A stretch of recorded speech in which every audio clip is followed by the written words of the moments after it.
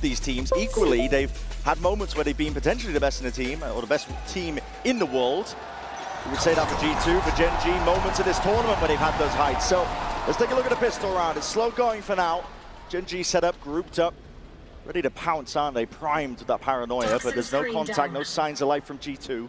I'm so interested to see how Trent is utilizing his utility. Now that it's all changed up, Jorg takes contact, and he's out. Trent still with both salvos and a stun to work with. Trying to take these fights as well, straight up here. Flashes into your face. Jonah P is able to just at least hold that crossfire setup. No pressure coming out. Salvos lay it down onto the floor.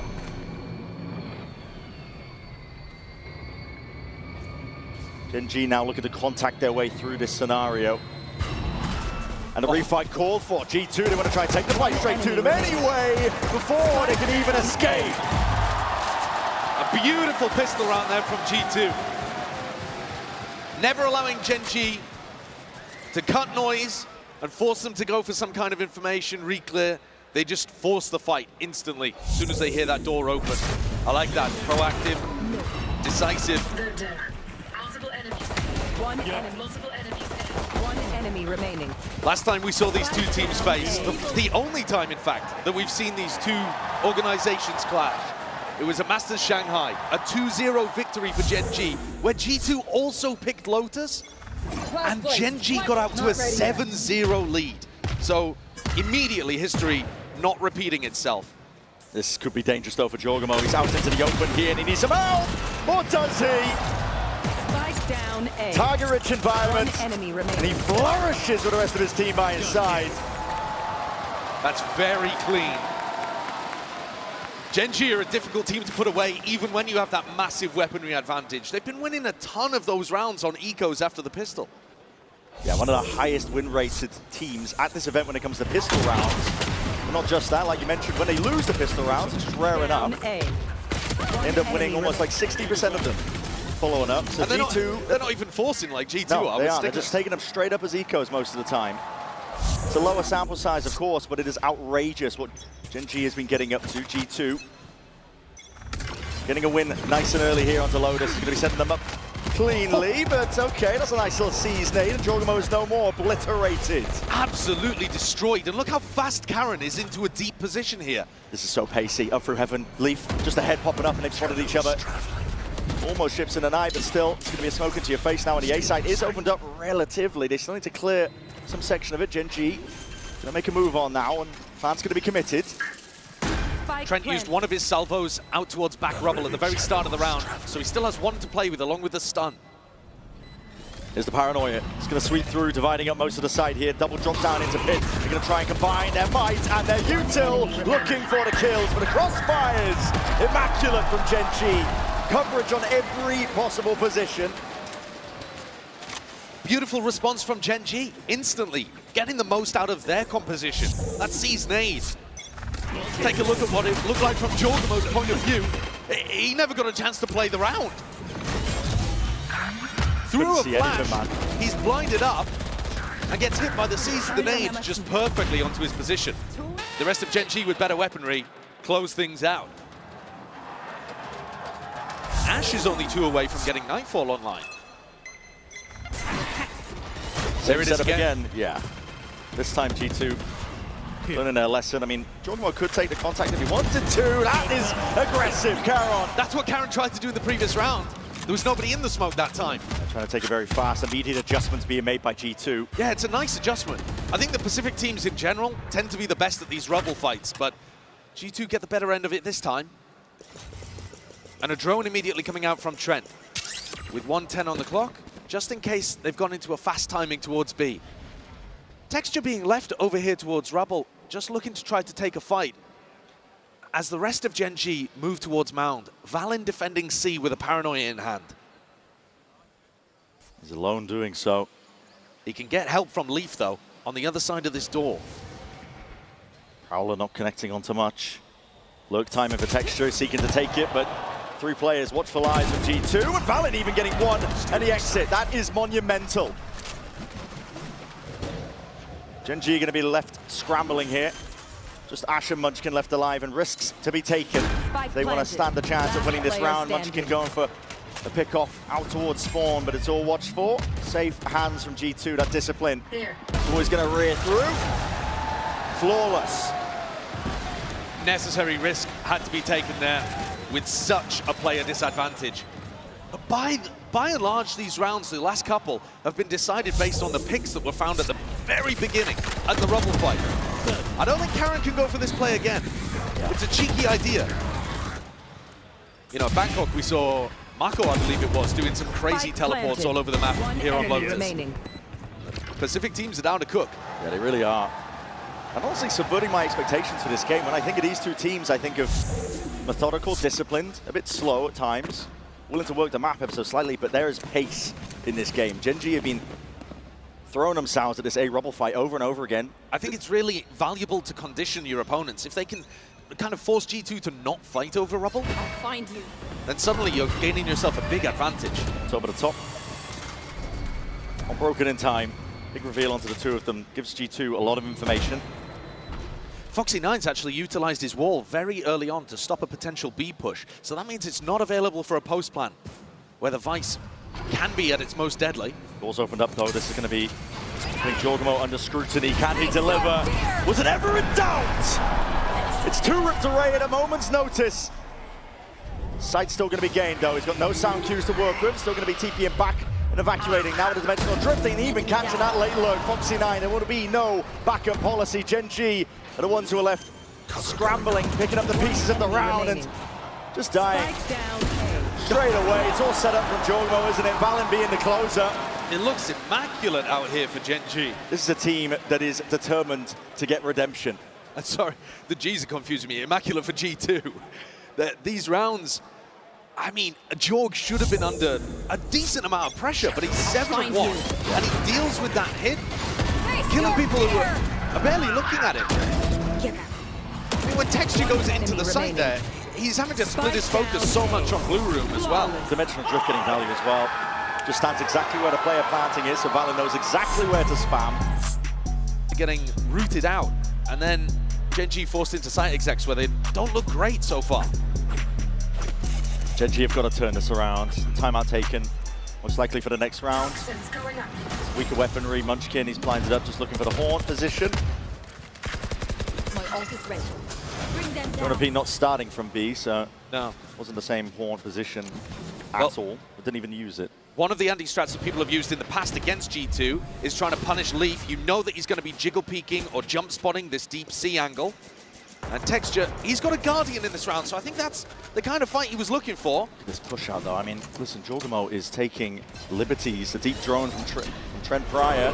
Here comes the hit coming through. Not shying away from investing the ult, so the Nightfall's in.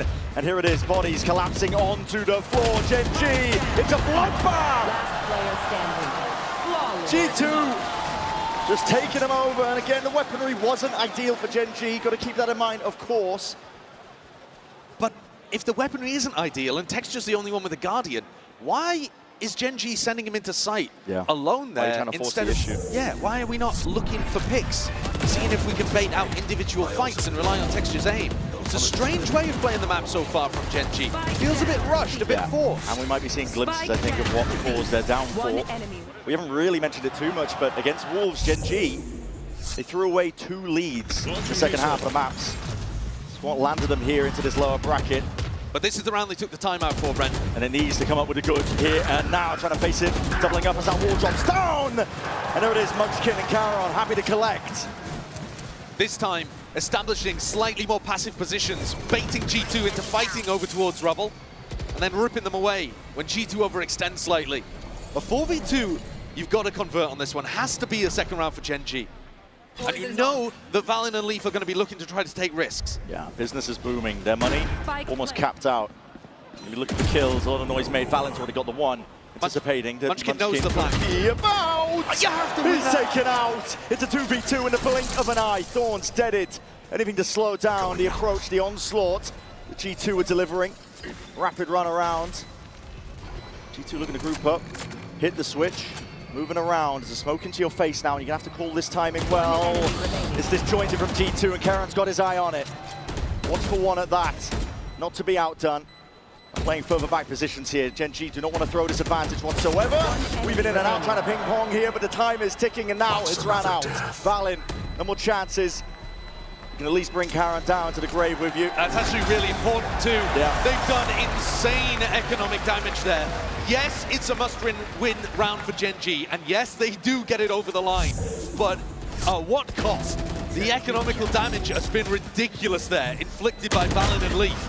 What was that hop-up to delete Munchkin? He's waiting for the flank, but he's just not expecting that movement. One enemy. And now, Gen G is still behind by 3, and they're coming into this one with double Guardians, light armor. They're excited about it because it gets them on the board and starting to roll forwards. But it doesn't get any easier. No, the money's looking pretty damn dire. Texture seized. Quick takeover towards it. Might be seized. There's no follow-up though because Jorgamo's opted into the operator. The big boomstick. Now he reveals his hand. Had to shoot the Prowler, had to evacuate and exit out. And Jonah P happy to use a lot of utility. There's only one Prowler to try to get kind of passive information. My ult's ready. And they've had Jorgamo push back here too. So I think in terms of the macro game, Gen G kind of winning this round. Jorg's going to have to go for some kind of info peak. Nobody set up to punish, though. Gen G inserting a bit of a pause, I think, expecting that G2 were going to go for some form of reclear. But that's actually allowed Jorgamo to get back on the line. Leaf in a tucked position. If this ends A, wall up, wall down. There's a timing here that Gen G looking to utilize, and there's a Prowler connection. Still Leaf gets one. This traded, showstopper not expected, but there it is. Collapses onto the floor, Jorgamo from the high ground. It's the operator looking to get value, looking to get a few more. Running it down to the side, the extremities are getting cleared up, but Jorgamo accounted for, taken out as a 2v2. G2 versus Gen G Valin. Trying to clear, trying to be diligent. Blinding. Paranoia sweeps, no connection onto Caron. He's still going to see this one open, sighted. Ash is seeing it, takes the connection. Knows that he's off of it for now, but the C's did not connect. Smoke's going to be blossoming, blooming, covering the intent of G2, and they cannot be denied. They're looking incredible in these kind of scrappy moments. Gen G need a huge player advantage to be able to close rounds out, because otherwise, G2 are everywhere. Even in this spot, Leaf should never be getting one.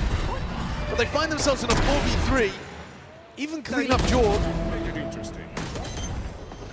But coming back through, Trent applies so much pressure onto that defuse.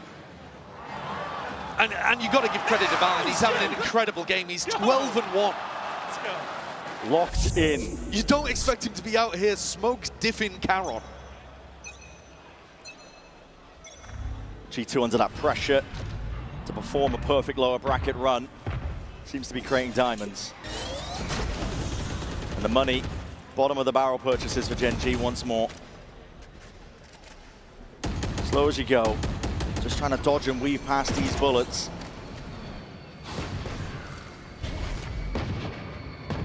Working the map a little bit for Gen G. They're hoping for a pickoff or two, and rubber fight, hold up.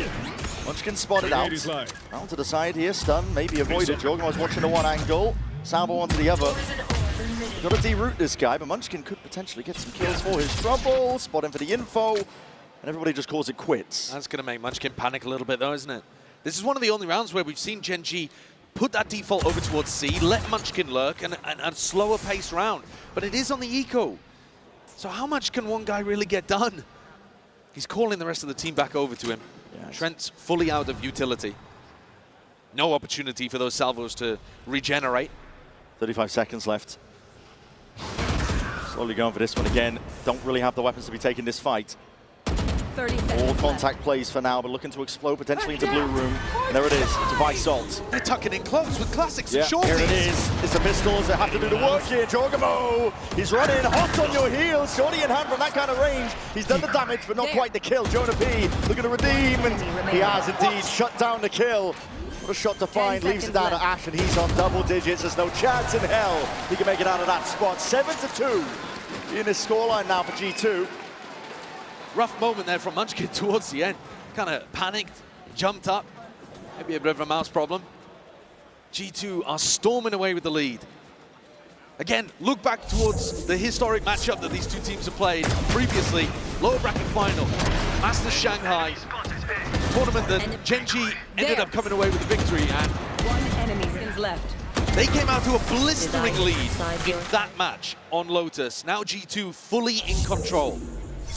Where are we? And Gen G generally have been in control of their games. They normally go up early in the first half. And then it's about whether they can close out. Here they're struggling to stay even close. Just a float. Up shot, rattling pass just to put a bit of fear into Gen G. They've been conceded, rubble control. There wasn't really much of a fight put up by G2. I do like the slower pace though from Gen G. I think it's more likely to find success. Footsteps already crossed past, but unanticipated that Jorgamo would be there to Nightfall now. Scatters across, sound cues are cut away.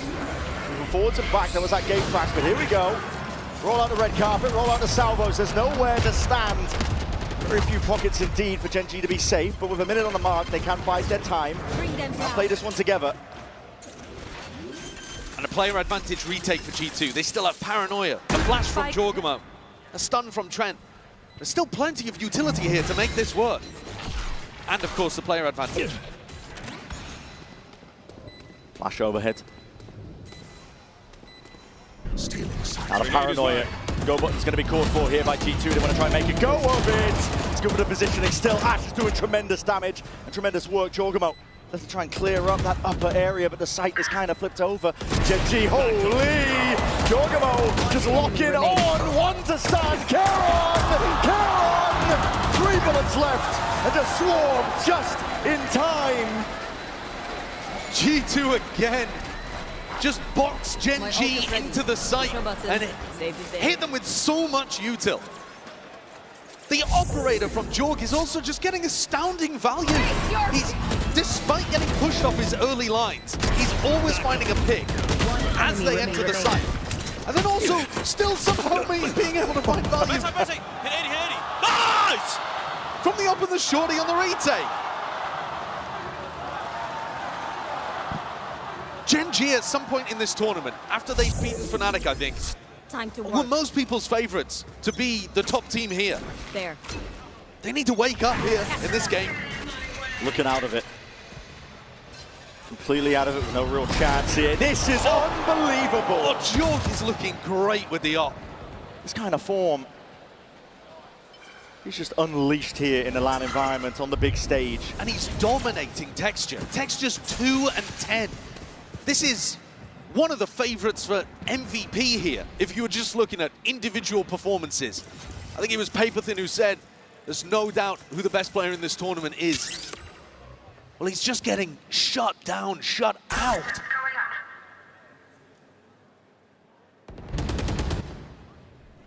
Walking around the map here, Gen G are looking for anything. Bit of presence by Foxy9, maybe feeling that the impetus is on him. Someone needs to step up and maybe get the ball rolling to get any sort of round they can as a timing. It's caught. Foxy9 can't get more for his troubles, but maybe one is enough. Still, Munchkin also going walkabouts. Paranoia connects. All up, it's going to be saved by him.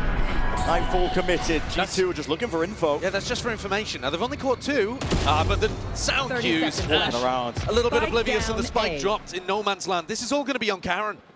Karon even being spotted out. Beautiful correction. Leaf was just out into the open there, but watching onto every other avenue, G2 are not letting anything else slip. He has the ult for the spike. It is possible here. Pick up the spike here. It's going to be a risky plan, though. They're already on 10 him. seconds left. Straight onto the site. Gonna start to play this one all together now. Wide swing, wide face. Valen is feeling himself. Why wouldn't he be? The team leader, the IGL for G2. He's not required usually to put up unbelievable numbers, but he's 15 and 2 right now. That's a shot and a half, though, from George.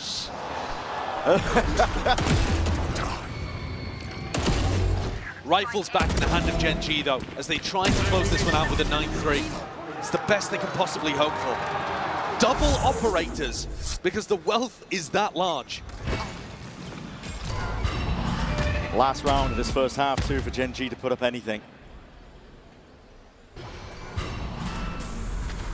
At least they've got the rifles.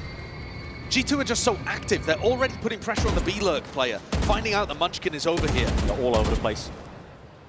Making good usage of the fade. Hello, okay. One of the first kills going away for Gen G now. Valen gone. We'll see how the rest of G2 end up playing this one. That's a tag through the wall. That's crazy. Jorg is not missing. He's everywhere at once. The TP took him out into the open, almost died for it.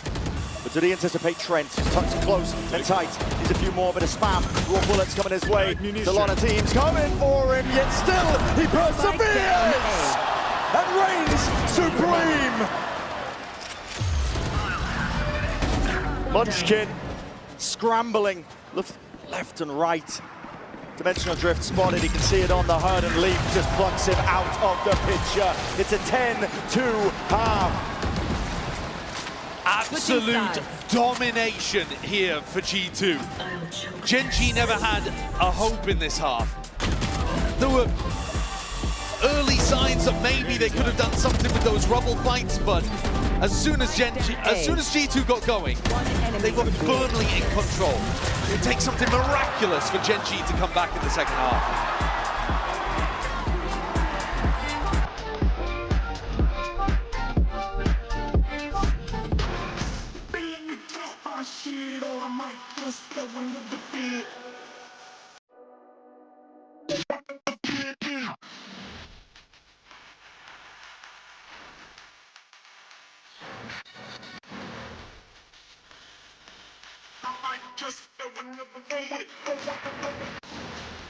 Up in this particular matchup don't matter as much as they usually do, because both teams are so good at winning even after they lose the pistol. Having said that though, it's a 10-2 half, so Gen G need anything they can get. Paranoia used instantly with a haunt to fake like Gen G are fighting super hard over rubble. Doubled up, it's a bit whiffy, it's tenuous at best. Fight taken, bullets rattled off. Ash weakened all the way down here. Bit of a drive-by, opening up the door, applying that pressure now towards C-Mount, and the TP back. It's fakes on fakes. And it looks like Valent's got the read that this rubble pressure was a fake all along. It's only Karen.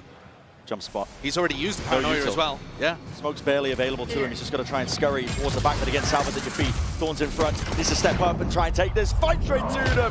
Blind as anything, still manages to grab one. But look at G2 already just getting into all the cracks in the defense. Any sort of gap whatsoever. But listen, that's a double fight that Jogamo was taking, and he didn't have a teammate to help him. So a chance here for Gen G. 2 players controlling spawn and 2 players on the flank. Leaf could easily get caught out. Player advantage for Gen G. As you mentioned, Leaf could definitely get caught out, but he's positioned himself well indeed. It's the first one, still fights happening on multiple avenues, multiple fronts. G2 filling up the feed and getting the better of it for now, but it's still that 2v2 and the damage done! There's no way! They're so damn low! There's still a chance for texture. It's not planted for these G2 players. They're gonna have to get a bit of a run on. First one's a good connection, brings it into the 1v1! Texture delivers!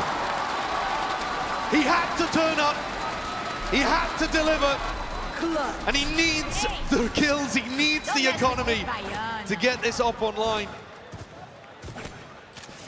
Red Bull clutch in the end.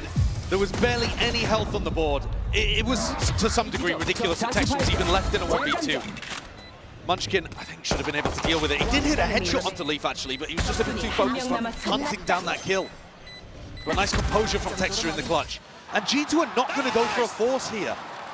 So this is one of the few scenarios where G2 actually get the plant, get a lot of kills, and decide not to opt in. And I think this is actually the right idea, because if they force and lose, Gen G are starting to build up some momentum. If you ignore the force, you're doing all right. Yeah. Trying to play the long con with the money, and okay, pistols in hand, actually still getting some value from it, even dinking Ash, bringing them straight down, Jogamo over there with a follow-up. They haven't even forced and they're in a 3v3. This is dire for Gen G. Scattered with the players, Leaf is just going walkabout, seeing if he can bait out a bit of this one, and he's not even just baiting them all, he's full committing. Yeah, he's just sent that, hasn't he? Taking the risk on the eco round. Munchkin though, is he going to be able to hear this one? Potentially. Might just be in the Venn diagram where he can get some information and call out for his team, but the rotations are coming late now from Gen G, so I think he might have just missed it. A plant, but not a great one. Having said that, you're not going to be playing long-range off-site post-plants anyway. Jorg takes a full flash to the face. I think Jorg might have just missed that timing. Onto Munchkin on the flank. Munchkin's still working with the Judge. Not the best weapon, but... A terrible weapon, in fact, for this flank. He's hoping the rest of his team, I think, can try and push him into him potentially here. Orbs are going to be propped up here, and his timing's okay. Foxy9. And a watchful eye onto that one there. Good connection with the flash. And a bit of damage with the chip. Trent has got to try and do it now with a classic. And the weaponry finally gets the advantage that Gen G were looking for. And not too bad overall, actually. Munchkin and Foxy can still keep their full armor. And so, while it looked like a very dangerous situation in the 3v3, Gen G have managed to come through relatively unscathed. Now, they didn't go for anybody saving money here. They put a lot of respect on G2. They knew that the force was possible, so that means nobody's gone for a pistol round in round 14 to save up for an operator, something like that. So they're still working with mediocre weaponry coming into this bonus. But if they can convert here, maybe there's a chance to apply the pressure back to G2. And they're putting a lot of their eggs into this Rebel fight. Yeah, bit of a preview of what's to come here. There's not much pushback, it's only Leaf. So he's not going to be opted into all that. Combination of the util. He's going to set Karen up nice and pretty. He's got deep A main control now. It's going to make the guessing game off the map that much easier here for Gen G. Worth paying attention as well while we're on this attack half to how Trent's going to be using his salvos. Is he going to be looking to use them for site execs, map control, that's post not plan? intended. Viper Orb ended up landing on the tusk of something. Caron feeling the pressure now with that util coming forward. Snake bite and a Prowler. Sends out that paranoia. Just a clone and Texture's watching. You need this guy to activate. I think they may have seen a lot of players' presence though, so now they're going to be making a move over towards C. Foxy9 gets info. Horn's going to be deaded. He's trying to slow this one down, buy some time for the rest of his team. No wall though. Horn's in through. Foxy9 just playing this one for the full retake. Watch Texture's off. Watch Texture's ult here. They're going to try to push into him. A lot of pressure. Salvos, this is actually disconnected. Ah, she still gets two. It's wonderful. It's beautiful. He was pushed into a really difficult spot, yet still Trent is getting that value. Round towards the pillar. Texture has to be the difference maker and is.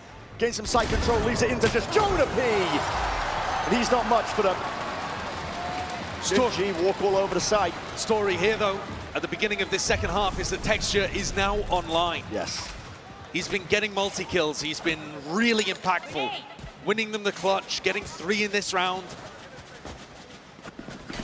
Impact kills as well. He's rocketed back up towards the top of the scoreboard for his squad.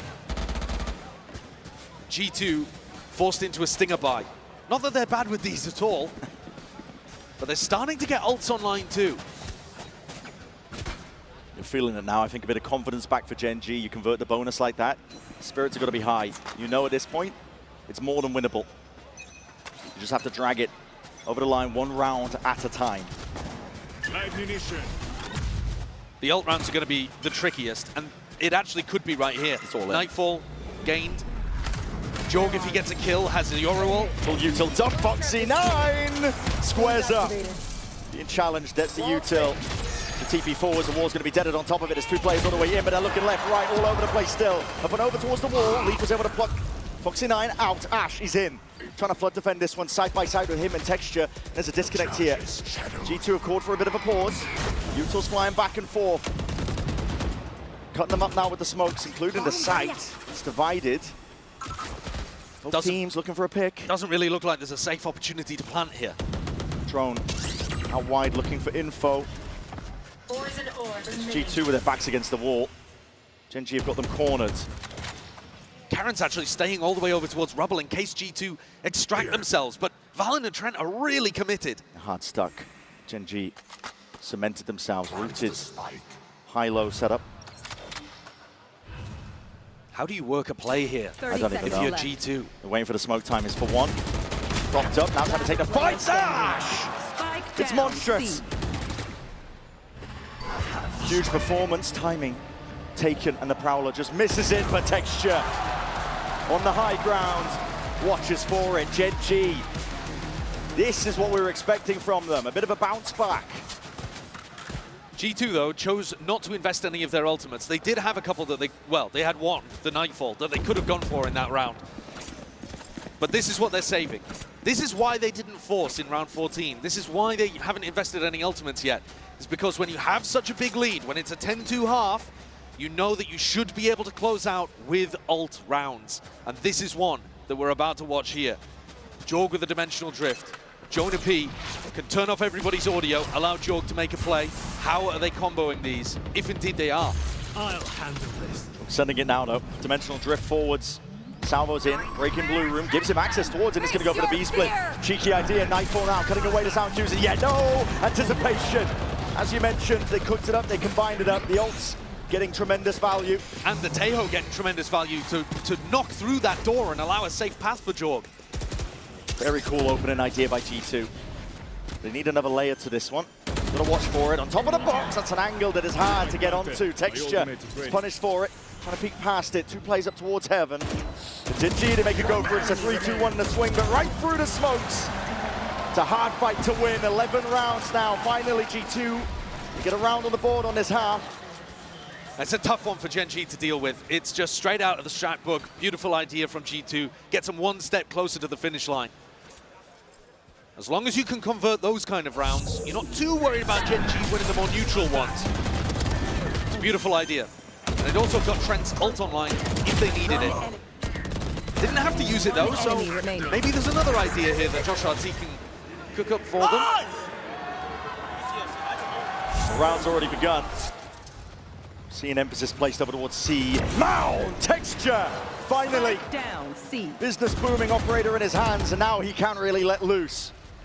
And this is where the danger might start to mount for G2, because when Texture has an op, he can be a nightmare to deal with. If they were thinking about setting up some kind of play with the Tejo ult as well, that's no longer available. Entire game plan might have to shift here for Valorant. Creeping and crawling, though, up through B main. This is a spot that Leaf himself loves to play in. Yeah, with the wall. Munchkin get a quick punish off. They try and jump spot this one. They're going to hear it walking, and Munchkin! It's beautiful work. Down, B. Astounding stuff from the IGL. 1 enemy remaining.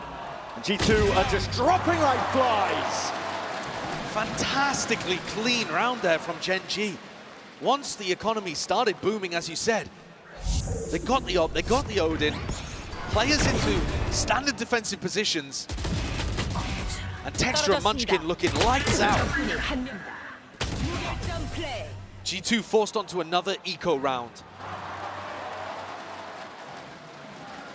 And they're going to take a tactical timeout here. They like to play for retake a lot, but Genji are only playing about half the time to let their opponents plant. So most of the time they're playing up front, denying you at the choke points, and Trent's going to get his util forced out early. Rounds up and over. Flash into his face, still pre-aims out Haunt. It's a good play by Kara. Leading out a ton of util from these G2 players. Does he have a backup policy? I mean, he could Has he got escape. exit? It's Foxy 9! That's the bloody policy! Looking for even more up and over. Still it cleans up. And this, against the G2 with not too many guns, upgrades are going to be acquired off of that. Yeah, Karen didn't want to teleport away because he would have abandoned Foxy 9, and in the end they go 2 for 2. Munchkin gets in to reinforce, but he takes a fight. He's gone. Cover going out. And this is the 3v2. opening, this is the window, this is the kind of mistake you cannot make. Dire straights here for Genji. Pit now swarming out wide. It's a poison that's going to be spreading. Ash trying to go for a bit of random spam, see if he can collect these kills, but there we go, C's and a nade, and Valen is no more, still the pit remains. Defensive wall is propped up here, and these G2 players are going to try and make the most of it. Ring around the rosies, operator in your hand, on top of it! And Ash, left reeling, left wondering, he has played it well, trying to pick up some sort of rifle. Leaf in front of him, it is a game of those timings. Leaf dominates it! That's incredible precision there from Leaf at the end. Needed to hit that one, because Ash had the read exactly on where he was. That is mad that Texture goes in and swaps away from the shorty to the off. I can't believe he went for that. But overall, a fumble coming out of the tack timeout that Genji cannot afford. Gets G2 up to map point. Shot! Let's go, Damien. And that's it, one more round is all it takes, and this is it, the brawl called for. Sees connects though, Jorgamo attacks out with the operator. And that is not expected. That's an ult gone now. Texture no longer to be the playmaker in this pivotal round for Gen G. Map point for G2. The tension in the air. Foxy9 and Munchkin both holding aggressive angles, looking to maybe be the playmaker. Trying to make something happen for the rest of the team. More for the exit, salvos towards the back. Foxy9! Crazy. Just trying to play and overstay. Completely flushed out by one salvo there. Go ahead. This is methodical. It's G2 dissecting the map up now. Armageddon rolls it out, TP into the back from Valorant as well, full access. Munchkin, he's already roared away forward, trying to take that timing, trying to take it well, god damn man! If they needed him, he showed up and put up here, and it's a pivot for B. G2 call for the pause, but 30 seconds remaining, and heads are being popped straight through the wall, damage being done. It's G2, tepid, trying to bait his fights out, it's a triple face in the end, and one player left to do it all. Charon, TP, throwing mind games into the mix, expecting potentially the pivot over towards A.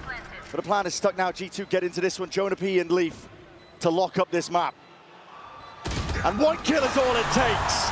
Lotus goes G2's way. G2 were the de facto #1 seed. If you asked anybody who the most sensible pick to win the tournament would be, it'd be G2. And yet, some of that confidence seems to have dissipated. Gen G going for a fast play, paranoia onto Valin, taking a bit of damage there. Yeah, just near-sighted for a little bit. Stepping back into the Nano Swarm here. Front A control. A short, A long, Gen G have it. Waiting for their time to strike. Munchkin walking up, clearing Trent's position. Oh my goodness! Going for the right click. Yeah. That's devious. And heads up as well, just to really be diligent clearing that angle. That looks like anti to me, because Trent was holding that position a ton. A lot. Now, Jorg is containing them in spawn. So G2 can still keep 3 players on A and be very confident about this. We'll see if it's Gen G to get put into the blender through the smoke. In through short, double up with a crossfire. There's a lot that needs to be dealt with. Util flying forwards, and so are the bullets. Gen G are not going to be denied this chance. Grabbing access to the A site, grabbing a plan indeed, and Jorgamo, despite the incredible form he's been in, this would have to be an absolute world-class miracle. He's brought it into 1v3, but they know his location. And Texture is even wrapping behind. Ash and Charon looking to double up here. A lot to clear if you're Jorg. Flash overhead. It's going to signal that things are to come, and Jorgamo is going to be dropped. Pistol round win for Gen G is a fantastic beginning. They needed this. Yeah, I think it's a particularly good beginning because it showcases an awareness of how G2 have been playing this map, despite the fact that we've barely seen G2 play with this composition. This is a brand new comp that they've only brought out here for Toronto, and yet Gen G already is super aware that they want to be fighting tight crossfires. They're not putting a lot of focus on kind of backside behind default positions. They knew that Trent was going to tuck up close, and then I think it was Jonah P did exactly the same, and both times Gen G were aware. Already anticipating an eco round play where G2 might be facing that mid window. Slide across. Yeah, triple face it early with Guardians and a rifle. Yeah, and Gen G actually doing a bit of disrespect here too. Munchkin and Foxy9 only bringing pistols into this round, which against a team that can force quite a lot. I was about to mention it, that deep A lobby control. G2 are walking all the way up, but it was watched for. Yeah, I mean, Munchkin's just spamming into the smoke, isn't he? Yeah. Jonah P handed the perfect line, but a double face in the end. There's too much to overcome, so Gen G now turn up the pace a little bit. Started to get a bit of a move on. Leaf looking for a timing of his own. Rooted into the back of the site, trying to take a timing pass his Util. He's just spotted the bodies out, but Foxy9 will be the savior. And this should just be closed shut case for Gen G. See who wants to build up their ultimate. I mean, prioritizing Foxy9 potentially here would be a good idea. He's already got the pistol in hand as well, so he could go and chase this, see if he can grab another one. Gen G with a very clean start to this map, and that's exactly what they needed. They just went down so early, almost without a fight at the start of Lotus. But we saw them start to get back into the game, and they do feel like they are at least shooting back, sharp, Shadows traveling. not willing to go out of the tournament in easy fashion. Nobody chasing as well, looking for this kill onto Valin. So an ult orb denied. But Gen G, they keep the 3 rifles that they bought into this round, and they're going to be able to buy up 2 more, so, or at least 1 more. So this is going to be a pretty dangerous bonus round here that you've got to imagine the Gen G coaches have got a specific game plan for. Hefty purchase for them. Gen G love doing kind of fake pressure. Take Garage early on and allow Munchkin to be the playmaker. His lurks through A are diabolically good. Going to be another face in mid. Jorgen is going to be at least meeting them, 2 of them facing, and are they going to be expecting this? They didn't see it in the last round. Here it is, glide to the side, taking that fight out. Why? Jorgemo, only the 1. He does well to get 1. Which is crazy enough when you're facing that many players. And here's that A lurk. Munchkin disrespecting, taking liberties. It's a core part of the way that Gen G play, is making sure that Munchkin can get those lurks off. He's found this timing, hasn't he? Trent is jiggle peeking the angle, thinking that he's got information. If anybody was to cross short, he doesn't realize that Munchkin's already here. And now the IGL calling for the team to get into position. The Prowler's good. Connection there. Trent with the jump spot gets the info he was looking for. Now there's 3 players of G2 here. They could put up a stand, but instead grouping up for the re-clearance. G2 with a nice read. Recognizing the Munchkin's over here, and it's been quiet on the rest of the map, but they're playing B and C for full retake. Paladin connect. Leaf has been inserted though. Deeper position indeed. That's a critical one. We've cleared up A short now. A lot of the bite out of this A hit is going to be removed, and Snakebite just forcing the issue. Texture could have gone backwards, but instead chose to take the fight. Just felt forced. His hand there. Gen G got to be starting to realize that G2 have been stacking A really heavily and very quickly in these 30 rounds. seconds left. Despite the fact that Gen G came away with the win on the pistol, everybody from G2 was there. 28 seconds roughly. It's ticking down now at this point, 20 to work with. Revealing area. He's the side that they're going to be looking towards. Still, it's a 2v4. That means risky business here for Gen G. They're going to have to put the guns and bodies on the line, I think, to try and stand a chance for this one. The Horn's barely broken. Ash is going to be connected, rooted down into the spot, but no one's watching! Oh my! 2 dropped in the blink of an eye, but still all managed in the end by G2. Got dangerous there for a moment though, didn't it? An opportunity for Gen G to win. G2 maintaining composure and dealing with that final player. Only 2 rifles survived that though. It's a cool idea that we're seeing. But I do think Munchkin's a smart enough player to realize that G2 are putting a massive focus on this A stack and A defense. Yeah. They're not playing A for retake in any of these rounds. And a heavy premium on re-clearing A short. Yeah, so I would imagine you do a little bit of A pressure, and Munchkin's going to be smart enough to realize that's opening up B and C massively. This time, though, looking like they want to pressure Garage early on. A new beginning. Viper Wall is just one more element to really try and get past here. Deep Haunt alongside the Flash. We've seen G2 go for this play before. Put up the Viper Wall, Flash Haunt through it. See if you can catch people as they're about to enter Garage. But Gen G had a passive start to this round. Yeah, patient. Very cautious. Perhaps anticipating it, actually. If they've done their research and their homework. Yeah, super possible. And Ash still has this drone, which is a great tool for setting up texture for this opening kill. Valin. They'll look to try and put a stop to this one. A lot of pressure into Garage. Wall still up and Jorgemo walkabouts once more. So many players waiting on the other side! And the timing just not, Core Force opposed, just not ready for it. Jonah was in control of the wall in that spot, and that means the go button called for. Gen G are forwards. Trent not accounted for. Still, onto the high ground. Caron sets himself up and sets his team up nicely, but the Snakebite is going to be putting a pause to the plans. Gen G have got to get a few more bodies in here because G2 have them surrounded. Still that high ground angle. Caron getting amazing value, but here's G2. Down B. From all sides of things, they come out swinging. Foxy9 in a 1v2. Damage done to Jonah P. A bullet to the chest will do him in. The spike is retrievable, but only 14 seconds to work with the time pressure. He's going to have to commit to the B plant. Jonah P isolated, but the timing gets the worst of it. Jonah P gives him a bullet to the temple. I really like the way that G2 have changed around their compositions. We didn't talk about it too much, but on Lotus, it was a massive change of comp that I think led to that dominant first half. And here, though it's not specifically against Gen G that they've altered this composition, it has changed the way they've played a lot. I mean, they're no longer playing, they're playing at Flood, just a ton more. The snakebite there to put pressure onto the plant, and then they're through, they're in, trading out. Valen swings, Jonah P comes back in behind him, grabs 2. G2 are applying a lot of pressure onto Gen G as they're trying to get the spike down. Spam offered up on either way. My ult is ready. Trent gets the better of it.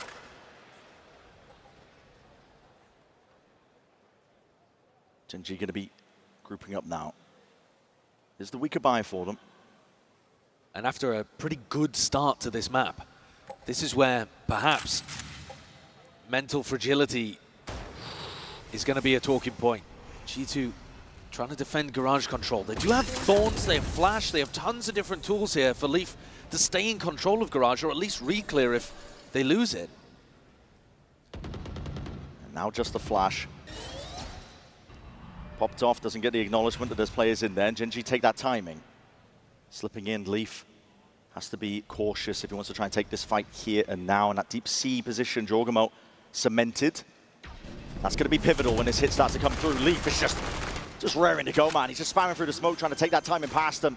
And he's still not to be dissuaded. Spike planted. Sticks around and plays his life. Jorgamo now going to be taking a peek of his own. Fights to be taken on every single angle. Crunching Gen G in their space. Gen G are getting dismantled here. The light weaponry isn't even the problem necessarily in this round. But Gen G just got funneled into garage. Leaf was happy to give it up. Trent actually, after getting this kill, he re-cleared A long with a horn, got full info down there, and Jorgmo's got full info down C long. So they know that all 5 players are coming through garage. I mean, maybe there could be like 1 B lurk, but apart from that, they know 100% where everyone is. The macro game is getting dominated right now by G2. It's how you have to play against a team like Gen G when they do play so lurk heavy with a Viper comp as well. Munchkin loves to take those timings, so you're seeing the game plan. G2, all the emphasis being placed on re-clearing, information gathering, deep positions that they can place players into to make the calling that much easier. Looking towards garage. Shock dart, there were no Thorns there to receive this. If you've done your homework and you know that Leaf has this flash here, I mean, they've literally heard it. So you know that there's a period of time now where they're not going to be able to flash to re-clear information in garage. So if you can go and take it, G2 have got to be worried about it. So now the smoke comes up. Now G2 have got to be a little bit concerned.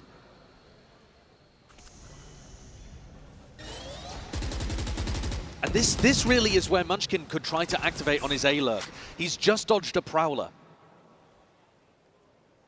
There's pressure on his shoulders.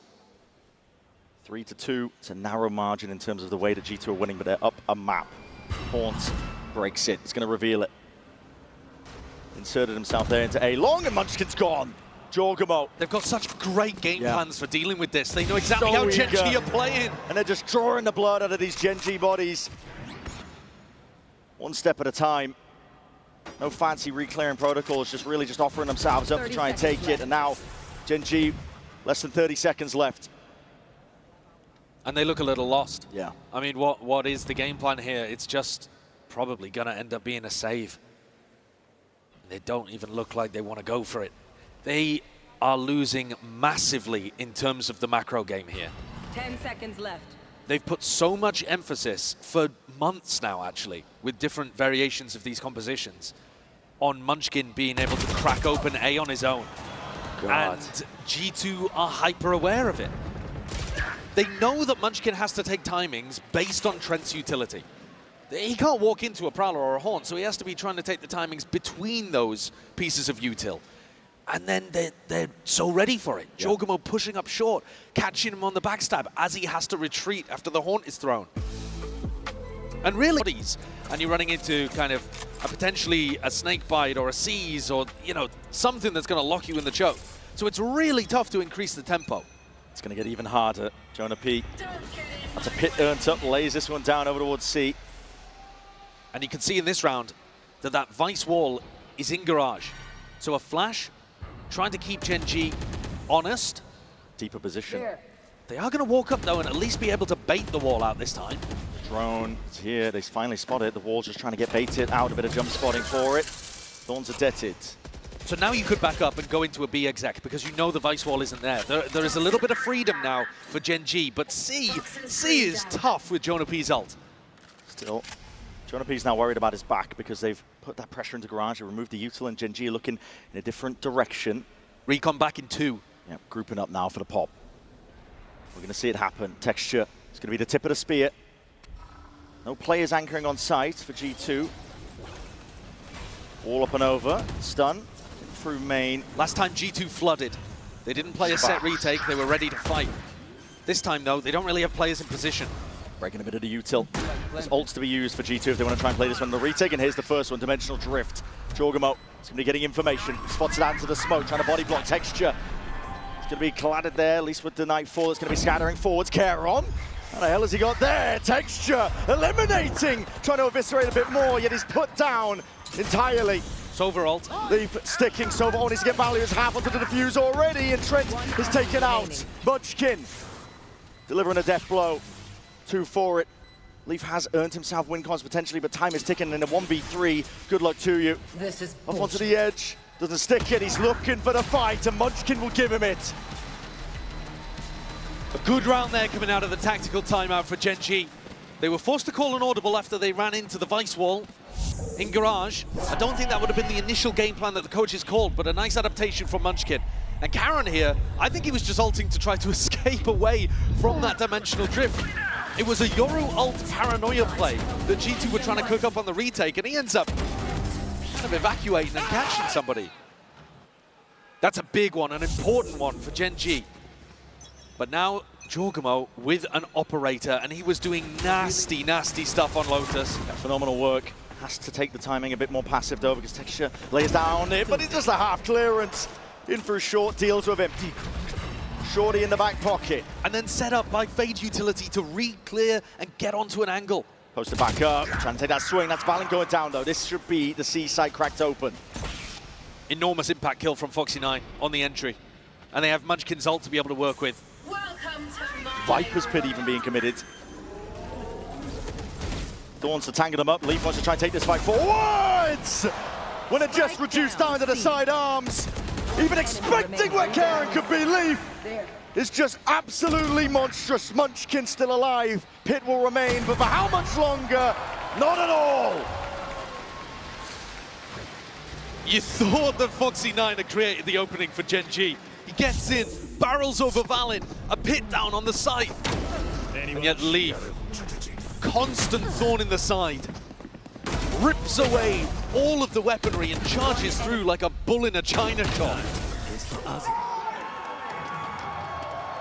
They are trying to rewrite the narrative today and get back to when people were putting not just respect but fear on the G2 name. Yeah, a team that you do not want to run into at any stage of the tournament. Caron's come into this round with just a ghost. They're half buying even though 4 of them have weapons. That's weird. It is weird. They have money still. It's an odd situation to be in. Could buy for the next round, potentially. But they're just struggling to deal with the setup defensively. Munchkin, though, that's a critical kill. What a shot. The drone even spotting it off into the corner. Leaf will have to get the hell out of there. Munchkin walking around. Even Trent himself just... No, util used to clear that one. This is a game of timings that Munchkin has one out, finally. The spike drop, though. The spike dropped in window. What is occurring there? Ash in a really exposed position, and that's going to slow everything down, but I don't think G2 are going to have the timing to be able to get back into A before the plant comes down. No. Problem is, Leaf's just really far back. 4v3. Just walking straight into it. That operator has exchanged hands, and this time, G2 feeling the ire of it. Texture, it's no slouch. He almost missed the timing, but hits the quick scope. The P's in though. Past this one. A lot of angles to account for though. He needs some backing from Leaf, and they go for the 3-2-1 swing. Good movement from Caron. Almost went wrong for them.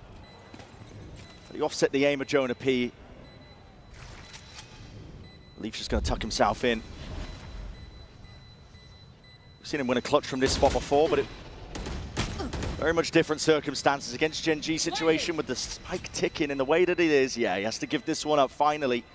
Gen G Gonna be happy with this one, and finally the IGL of Munchkin getting value on his lurks. Yeah, mostly just set up because he hit a blinder of a shot onto Jorgamo. And to be fair, Jorg does miss, even though that's the exact fight that Jorg was looking for. So, you know, crosshair placement's not perfect. He's on a bit of an open spot here.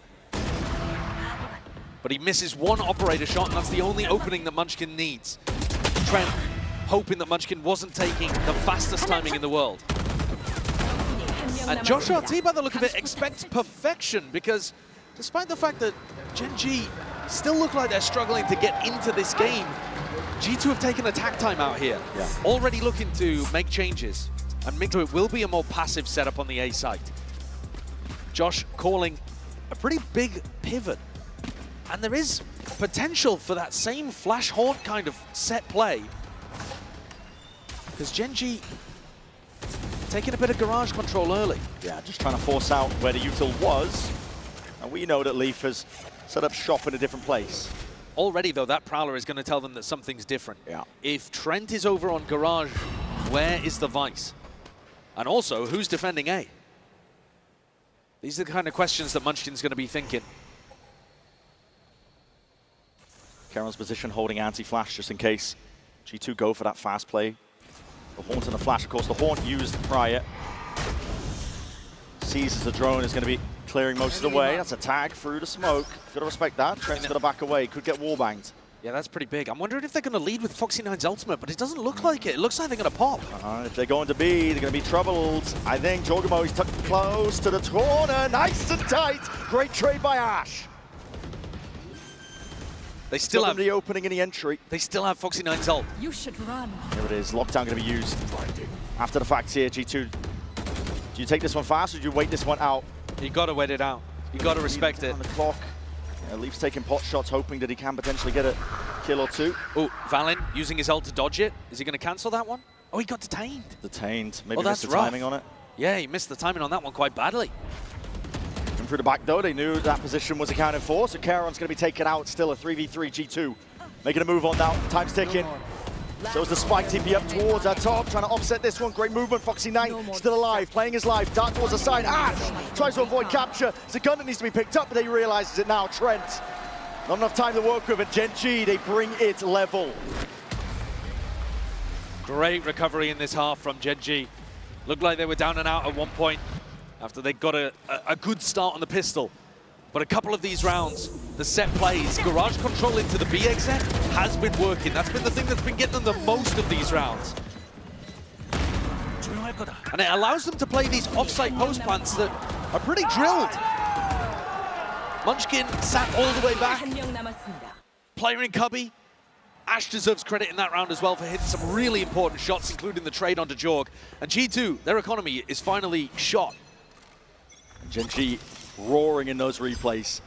You can see how much this meant for them. Jorgamo. Walkabouts through mid. Alarm not going to be broken. It's going to be signaling that there is that deep push going. And what's the reaction from Gen G? They want to go fast. They're going to be contending with all that Vice util. Well, not anymore. Leaf's gone. All going to be quite useless onto the side here. Another timing to be taken by Jorgamo. He's inside the smoke, and he might be inside their heads. Going forward, trying to reset that one. It's a flood attempt, G2. Already in through the back and clearing out the site. Spike down A. They're just ridiculous on these eco rounds. Jorg pulled all of the pressure towards him, and Foxy9's got it all to do. That rifle still snaps towards it, has the angles, finds the kills. Into the 1v1, Jonah P doesn't know where he is. Tap, trying to bring him out into the open. But the timing miss once more. So snappy from Foxy9, he almost managed it. But G2 close things out in their 3v1 and win the MasterCard Thrifty. They're just... The play from Jorg is absolutely perfect, just to pull eyes. Look at that, that's a free kill for Valen as he runs back in onto Munchkin, who's spamming back into the smoke. The flood is perfectly timed off that anchor pressure from Jorg. And he's got his head in his hands. He knows he should have been able to win that one. Could have been Gen G taking the lead back.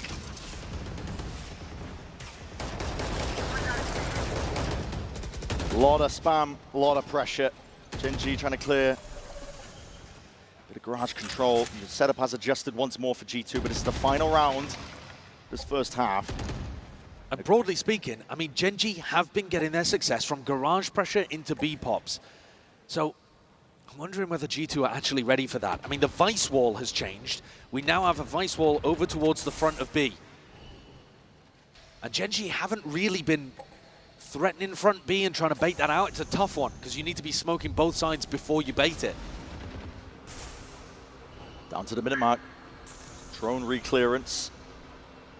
If they're tracking the money, they're going to know that Jorgamo has that operator available if he chooses Bring them down. to invest into it, which he has. He's got control of C long. Trent gets acknowledgement from the Prowler. 10 seconds until a haunt as well. Pressure in through garage. That's a kill onto Leaf, and that might just change the game plan entirely. They were looking to go in a different direction. Jorgamo What a shot. gives them second thoughts. 30 seconds left. Pins Munchkin to the wall with that one. They still want to go forwards, and now moving into B. There's 25 seconds left into this round. But no vice wall. Moving forwards now. The stun onto the left side. Holding your ground down, Jonah P! Wrangles controlling the rifle. And the dreams and hopes of Gen One G enemy are remaining. scattered to the wind here. 10 seconds left. Playing with them. Jorg finishes it off, and a beautiful opener, but the 3 kills in the middle from the hometown hero, who's at the top of the scoreboard for G2. And Valin has inspired this team to feel like they are accessing that underdog mentality again. It's a slim lead at the half for G2, but the game plans have all been working well. One enemy. 10 seconds left.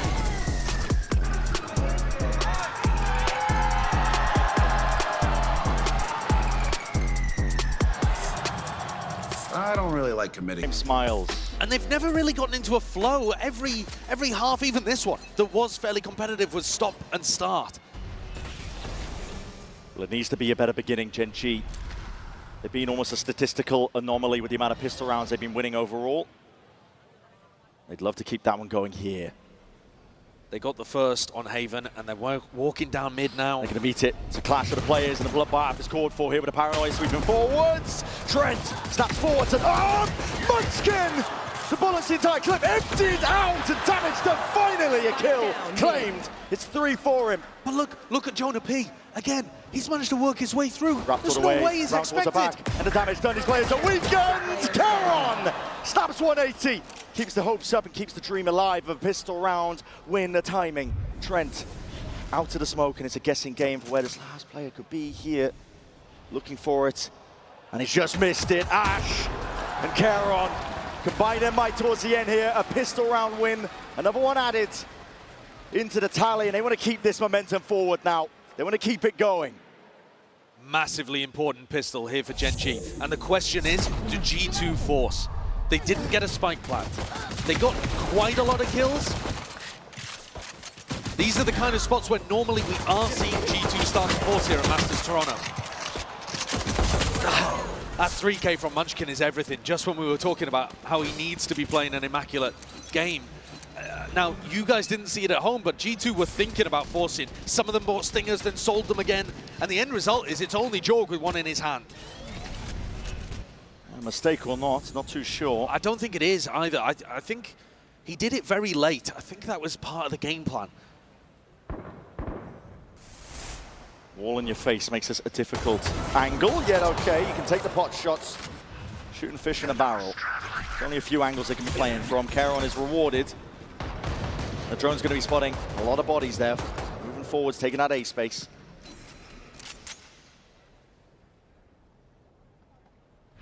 G2 themselves are going to be trying to make great use out of the Viper wall, applying pressure to the A defense. Gen G are super happy to be playing these Viper v Viper situations, so I think when Gen G are on the defense side. Util overhead. You're going to hear this one with the TP forwards, and they're taking a peek. It's a fake and a bait, yet still Texture has that composure. Shuts down 2 of the players. Waiting for it. Leaf is answered. Dropped dead in his sights. Caron has got a full lock now onto the side, and Ash gets the follow-up here. Flawless for them. Everybody surviving. Yeah, the roar from the Gen G players. You can hear it from here. Yeah, massive amounts of weaponry saved. Even, I think, 3 people not even having to rebuy the armor. So, an exceptionally clean round. dungeon. I got them. G2, remember that one of the players, Jorgamo, did actually force into this. 한 명 남았습니다. So they're going to be coming into the next round, an anti-bonus with 2 stingers and 3 rifles. It's a weird one. It's a very strange one for G2. Gen G starting to smile a little bit more, getting the whimsy back. Handshake with a util. And once more, as soon as Texture's able to get an op online, the things he's been doing with Neon op is unbelievable. It's disgusting. His movement's spectacular. One of the most active players we've got. So G2 need to be putting up these rounds early before Texture gets that weapon. I'm just getting a lot of trust in his aim here. He's crouched out into the open. He could be overwhelmed at a moment's notice. He's got no backup. There's the smoke zone. He gives him the timing, layers down that snake bite. Use pound for pound, slightest of angles, and he will need to respect that now. Bullets flying forwards, breaking a portion of it. High ground, Caron. Good awareness He's from Leaf. and he's knocked. Forwards though, Horn needs to be broken. Kills. Potential for it with the Bulldog though, it's not the weapon of choice. The still a blood attempt is called for. Gen G trying to get themselves in there with bodies. And more Ash! Second guesses it, finally catches onto it. Trent. Spike planted. Latches to the corner, what a shot tap from Ash! Deploying drone. He's brought them a win con, he's brought them a chance here. And it brought them into the 2v2, the drone just spotting it. Tight to the corner, Leaf will have to reposition. Close together now, Texture, Ash move together as a unit, as one. Ash cannot do it all. I'll have what I owe. Leaf collects and G2 go up, but it cost them a lot. That's a pretty successful bonus round from Gen G. Think about the fact that they brought only 2 stingers into that round, G2. I mean, 2 stingers and 3 rifles, of course. They're going to have a pretty similar buy again. Some wonky moments in this round. Great shock dart, though, onto Trent, who was extremely weak. One enemy remaining. Last player standing. This is the round where if Gen G can win it, they might be able to think about getting the operator back up. And of course, G2's economy would be shot. Yeah, the money's still not corrected properly here for G2. And this is all before you even get the ults online. Dart's going to be avoided. Texture is still deep tucked onto A long. And they're not really worried about short because Foxy9's popped his alarm bot down there. Prowler missed. G2 are grouping up though. Texture. This is time in the sun there, but shut down. There. Jorgamo removes him. Llama broken, and now with the util sailing up and overhead, it's all going to be on Foxy9. Feels like a hit, and it will be a hit. Foxy9, how the hell do you overcome all of this one here? Still TP forwards, no trade there eventually. Going to be, it's labored in the process, but the horns on the beak is picture perfect from Trent. That's an amazing play from Trent on his own. G2 have managed to get themselves in onto the site. I don't see a way back in for Gen G. 2v4 Ash, he's alone doing this. Munchkin, other end of the map. Just going to make a go. Anticipating. What a freebie. In the trade. Yeah, it is a free kill. There was no trade or swing from G2. Ash was almost ready for it, but this is just going to be... I mean, Munchkin has no interest in even taking part in this. He wasn't playing it at all. No, he's just playing for the economy here. This was a really pivotal round. If Gen G had been able to win it, you're expecting that they start to get the economy really snowballing. And Texture could have got that up. Now, though, with G2 coming away with a victory, they stabilize the attacking economy. No more stingers for them. And Gen G, it's the Korean team that's going to be going towards the bargain buy. Here. Very back and forth. Don't miss. 2-round lead. Steady for G2. The emphasis still placed on Gen G, I think, to come up with a response to stay alive in this tournament. It's elimination. And a loss here means a 5th-6th exit out of the tournament. Not what they were hoping for. Not what they were wishing when everybody was singing their praises earlier on in the tournament. I mean, they looked utterly dominant early on. And part of the reason was Texture. He's only got a Sheriff now, looking to try to defend C. Bit of posturing from G2. They don't see too many signs of life, but walking up here. God, and that's just a Sheriff diff. God, what a shot. No, they both had rifles there. Yeah. That was a rifle. A 140 with a Phantom. With aim punch, and Jorgamo somehow managed to land the headshot still. On a crazy off angle too. I mean, Ridiculous adjustment. Munchkin is really favored there. It's a weird angle. Cover going out. Rifle reclaimed at least. Could be a blessing in disguise as well, yeah, because Texture actually gets the rifle on into his hands, and if anybody's going to carry them through this defense half, it's Texture, who's been one of the front runners at this tournament for MVP. But crashing out in 5th or 6th didn't look like it was on the cards for Gen G. They're only 4 rounds away from that being a reality, though. Texture has got to rewrite history. And all the pressure falling onto his shoulders here. Dodging the flash Nightfall, though. He's going to have everything cut away. Got to rely on the raw aim. Got to rely on the mechanics. It's just the one. Foxy9 inserted, sees them, but just misses them with a crosshair placement. G2 are overwhelming. It's an onslaught that they deliver onto the site. With the money in the state that it is, Ash can't even attempt it. Texture getting one.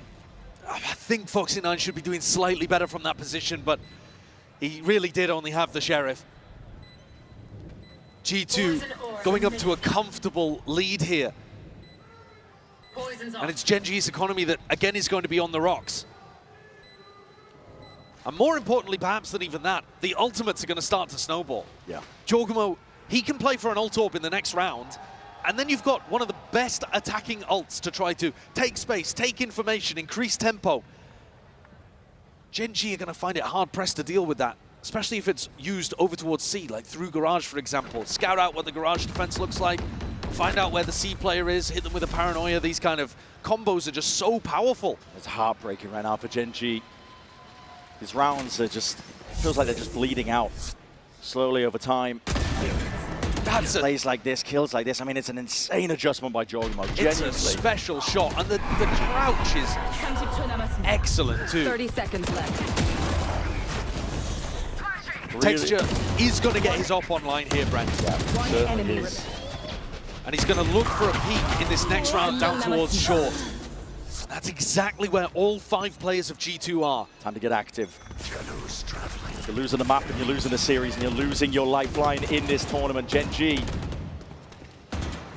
Got to put up a response here and now. G2 not shy, making all the noise in the world over towards A. How is Texture actually getting an opportunity here? He got blocked off by the Thorns from the Vice. Knocked off. He's hard committed now onto the one angle. Jorgamo cleared out. Thrown there. We'll respect it. So this might allow Texture, if he's bold, to get back up onto the A-long angle. You don't know that it's clear, so he's tentative here. But once he gets posted, it's good information for Gen G. He's easing up. We'll have to worry about the Viper wall if it gets pushed up into his face. G2 we're going exploring now elsewhere. Through mid. Thorns into Garage. Feels like many things here, but the pressure's now on Munchkin once more. Smoke, it's a weird one. I mean, it's to smoke off the alarm bot and threaten a B-lurk, but Munchkin looks at it and he's like, well, that's a fake, 100% of the time. And back into Texture. Here. He's been in the MVP running and he's got to show it here. And now the shot just misses. Glides straight past. Valen's very lucky. 30 seconds left. Result of it. They're leaving, they're going back towards Garage. Straight into it. Foxy9 now. His turn to be the playmaker, but he's going to be hearing potentially some signs of life. Calling for a TP all the way through. Valen's clearing close. Foxy9, he's missed the timing. He's trying to get close up forwards into them. He's catched it. Tries down by the ankle. Traces it out anyway to flood in. Gen G trying to get a move on. Being shut down entirely. Spike down. Door slapped in their face, but there's no time left. And they're going to collect these kills. Is there time to plant? Not quite. Gen G got it. That's absurd. Ashy wins the round, and Jonah even committed the ult. Oh my goodness. That's mad. I mean, we've got to see a replay of that, but I think that was literally milliseconds. I had no idea whether or not they were getting that plant down in time. Holding my breath on that one. What was the timing on it? And like you said as well, Jonah P committing the pit. They thought they had it. A Red Bull clutch, technically. Yeah, I mean, yes, a sliver. Barely missed. Big loss here for G2, but a massive win for Gen G. Only trailing by 2. Dimensional Drift committed, along with the TP. Spotting out Munchkin here. Ping's happening. Trying to follow up forwards here. This is Foxy9 playing once more inside that smoke, but he's vulnerable. Nana Swarm, there's a judge in his hands, and he still gets the better of it. Picks up the gun, and evacuation called for G2. The whole game plan there was just to try to spam off Jorgamo's information. Munchkin He took a ton of damage, but now they're going back into Caron. Caron hard committed, repositioned, paranoid with a jump spot, not to be outdone. Feels rushed at this point from G2, doesn't it? Yeah. A little bit tilted, perhaps. Genji making him work for every inch of Spike space. down Caron! A. He's monstrous right now. Doesn't want to be removed. He's a line of defense for this team, and as much as you want to bait those shots out, you're not getting squat. The tiniest of margins, milliseconds on the clock in that prior round, feels like it could have changed the game here. G2 went for something a little quick, didn't get the value out of Jorgamo's ultimate, and then a scrambling. And it does look a little bit sloppy. Like I said, maybe a little bit tilted. Josh RT's gonna take a tactical timeout here. Gen G looking like they believe again. Do love a scrap. And if you end up getting caught by these stingers, G2 can be a very tough team. If they spot a weakness, they will swarm. And right now, eyes look set on either Garage or B. It's a bait and switch defense in Garage. Texture lying in wait. And Foxy9 there to bail him out. Double scoped up. Could get overwhelmed. Swarmed. Prowler to connect. Has to really get the hell out of there. The corner was cleared here. Seeing the rotation immediately there from G2. They want to try and make moves. Munchkin is immediately there with a snake bomb. That's a smoke TP play. Valen, he's in. Straight into the fray, but he's alone at the case, and he's got to use a second TP just to get the hell out. Yeah, they didn't like the look of that one. Didn't even break the alarm bot actually either. And now looking to try to go back into Garage. Foxy9 is very isolated here on C. Want to clear forwards. He's super confident here, Foxy. He's got the turret and himself playing contact. It's easy to get overwhelmed, especially against those stingers. A bit of spam. G2 playing it patiently. They're waiting. 37 seconds, though. It leaves you with limited options, and already the rotations are abound. Gen G reinforcing up the C site. But no pressure over towards A at all. Left. Exploring for Foxy9. Will he catch the kill? Yes, he will. Jorgamo's done. Finished off here. G2 going to try and get a move on now. Bodies potentially falling. It's running and gunning from Valen. He's just trying to claim any sort of space. Munchkin dominating. Reign supreme onto the site. You're getting a mad dash and a scurry, but Ash is going to be waiting for you. The time's not even barely there. It's knives out for Jonah, and no chance now for G2. 10-10 for Gen G here. They are pulling this back. Even score line with everything on the line for Gen G. But I think there's a silver lining here for G2. And it's that Soveralt and Killjoy ult were both used in this round to stop an eco.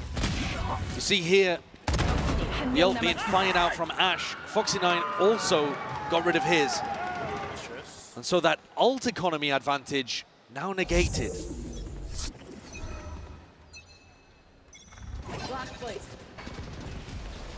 New beginning here for round 21. Ash is too diligent there with breaking some of the util.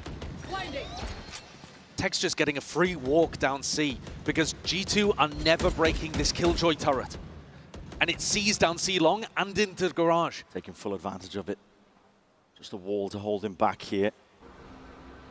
Drone timing. Saw it, I believe. Yeah, the corner towards bricks. Jonah P was spotted out there. Gen G not going to be budging. Pressure towards Garage though. G2 looking for something here, and it's a spike into the hands of these players. A lot of damage. Slam through the wall. They still haven't broken the turret. They're still convinced that Foxy9's going to be fighting them aggressively somewhere, so they don't want to show. They used a huge amount of util just to get in. Jonah P's aware of it. Look at him trying to jump spot, but it's an off angle by Texture. It feels like Texture's the playmaker here. Yeah, he's trying to play ahead of all of this one here, and he needs to get this kill onto Jonah P. Surely hearing the util now sailing up and overhead. Jonah P, he's finished. And here it is. Stun ricocheting back and forth. Reinforcements here. They've arrived in time with this Texture even needed. Caron delivering death blow after death blow. G2. 20 seconds to work with here. They call for the pause and the hesitation here. This discipline at work, G2. They spotted the last remaining player. Ash is left reeling, backing away. 15 seconds, and it's time enough to get the plant. 10 seconds left. Deep position, and forward is Leaf. There was a chance there for Ash, but now down to just Texture. Spotting out the one. Was he expected? Damage done. Trent was low enough, and it's not planted. It's a horrible plant. Not planted for Leaf whatsoever. Tap of it. Patience. Patience. Leaf is not budging. He calls the bluff entirely. Another tap. Texture! With the movement, he still can't claim the kill. One more for good luck, but he needs to hunt down Leaf, and Leaf sees that it's not being stuck. He finds the timing again. Texture is being toyed with. Leaf has had it for breakfast. What an unbelievably good clutch from Leaf. All with the brain. No need for the aim. Leaf knew that Texture was hunting those kills. There are certain players who are always going to be trying to fake and force a fight. And I think Leaf there just has an immaculate read. The fact he never even went for the first one. He just tucked towards B Cubby. It's unreal game sense. Enemy Completely confident. He looks so stupid if he's wrong as well. And yet, at 10 to 10, he is willing to take that risk. G2, though, despite winning the round, are actually going to be taking an eco here to make sure that they have the economy to close this map out. G2 That's mad. With Stingers, it is a crazy prospect. They're looking to move over towards A. Again, Snake Bite, Thorns up and over. Just to deny the chance of any sort of reinforcements. Texture's there with a stun though, layers it all down. We're going to slow them down. Neutral is used. Munchkin even with a pit here. Texture, he's got the operator to work with here. And Tito flooding in! Fast and loose!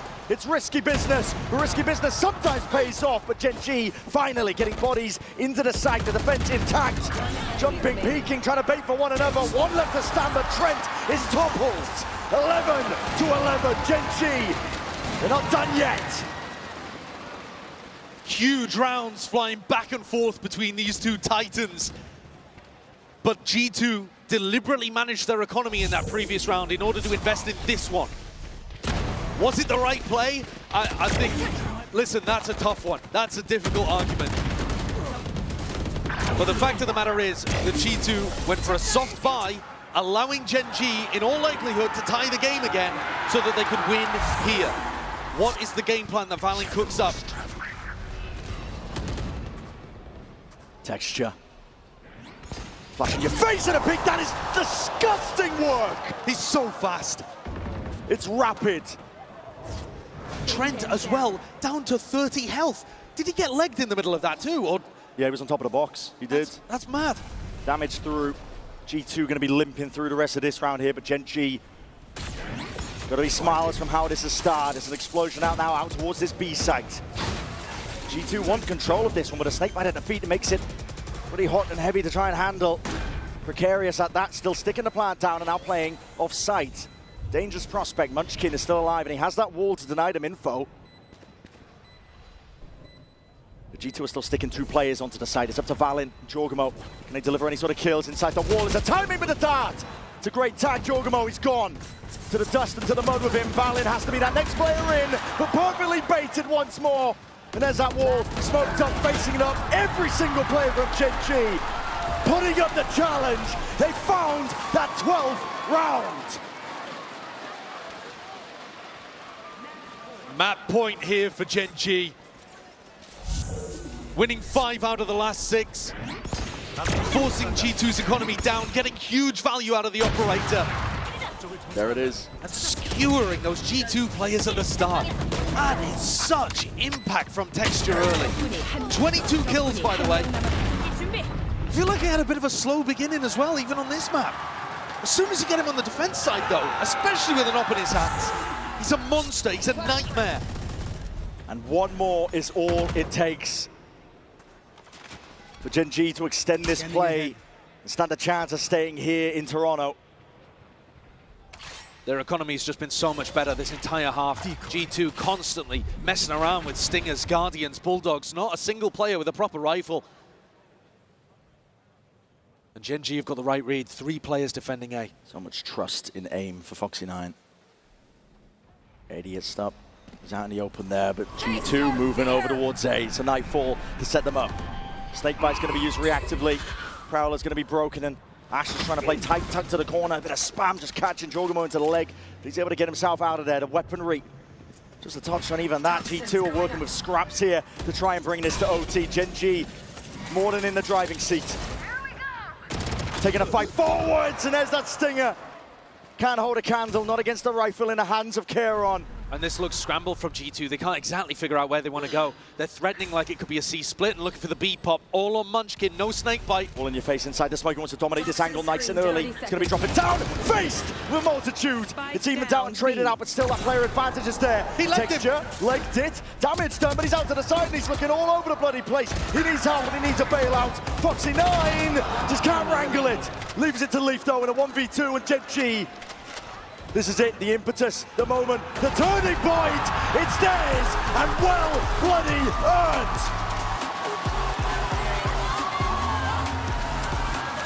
Everybody knows this. But the one thing they haven't got is that trophy on the biggest stages of the game. In Bangkok, denied by T1. Potential here to be denied again by another Pacific team. G2 have been in control of this match from the beginning, but now they're up against the ropes as well on Icebox. It's anybody's game. Pressure just flips that easily. It's all it takes, and Gen G have been putting up the work and the mechanics. You're expecting G2 to be playing a retake style here on Icebox on the pistol round because Jorgamo's wall is so powerful. Gen G, they're gonna know that. Full committal. Ash going for this one, the shock darts. Not doing much. So it's about escorting Jorgamo in. He's the VIP. Get the wall down and apply pressure with the defuse. We've seen it. Paranoia is going to sweep forwards here, but the high ground angle is unaccounted for. And Texture trying to lock down and hold down that sightline angle to the dart towards the back and inside the smoke. Obfuscated enough to pick that player out of the picture. Kieron is no more, but Texture next to step up, holding his ground down. Here's the jump down. There's G2 just trying to play these players in. Heavy-handed swings, Textures making the most of it. Jorgamo with the wall. There needs to be that follow-up up and over towards the top. No accounting for it. No half-earned time ticking away. Leaf has got to get a move on. And it's all Gen G. Another pistol round. Add it to the tally, add it to the spreadsheet. Call it whatever you want, but that is once more carrying forward that energy from that prior map. And there were so many small things that had to work for Gen G to be able to win on Haven. And I think the pistol rounds are absolutely an enormous part of that. Winning both pistols. And like you've been talking about the whole day, Brent, the fact that they've been doing it consistently all tournament long. Like 75% win rate on their pistols or something at this point. It's crazy. And we haven't really been seeing G2 force against it. They've been opting to play it pretty conservative today. And the most we saw was like Jorgamo picking up one stinger. Yeah. Here, pretty much full classics for G2. Right here. Allowing Gen G to build up the ult cycle.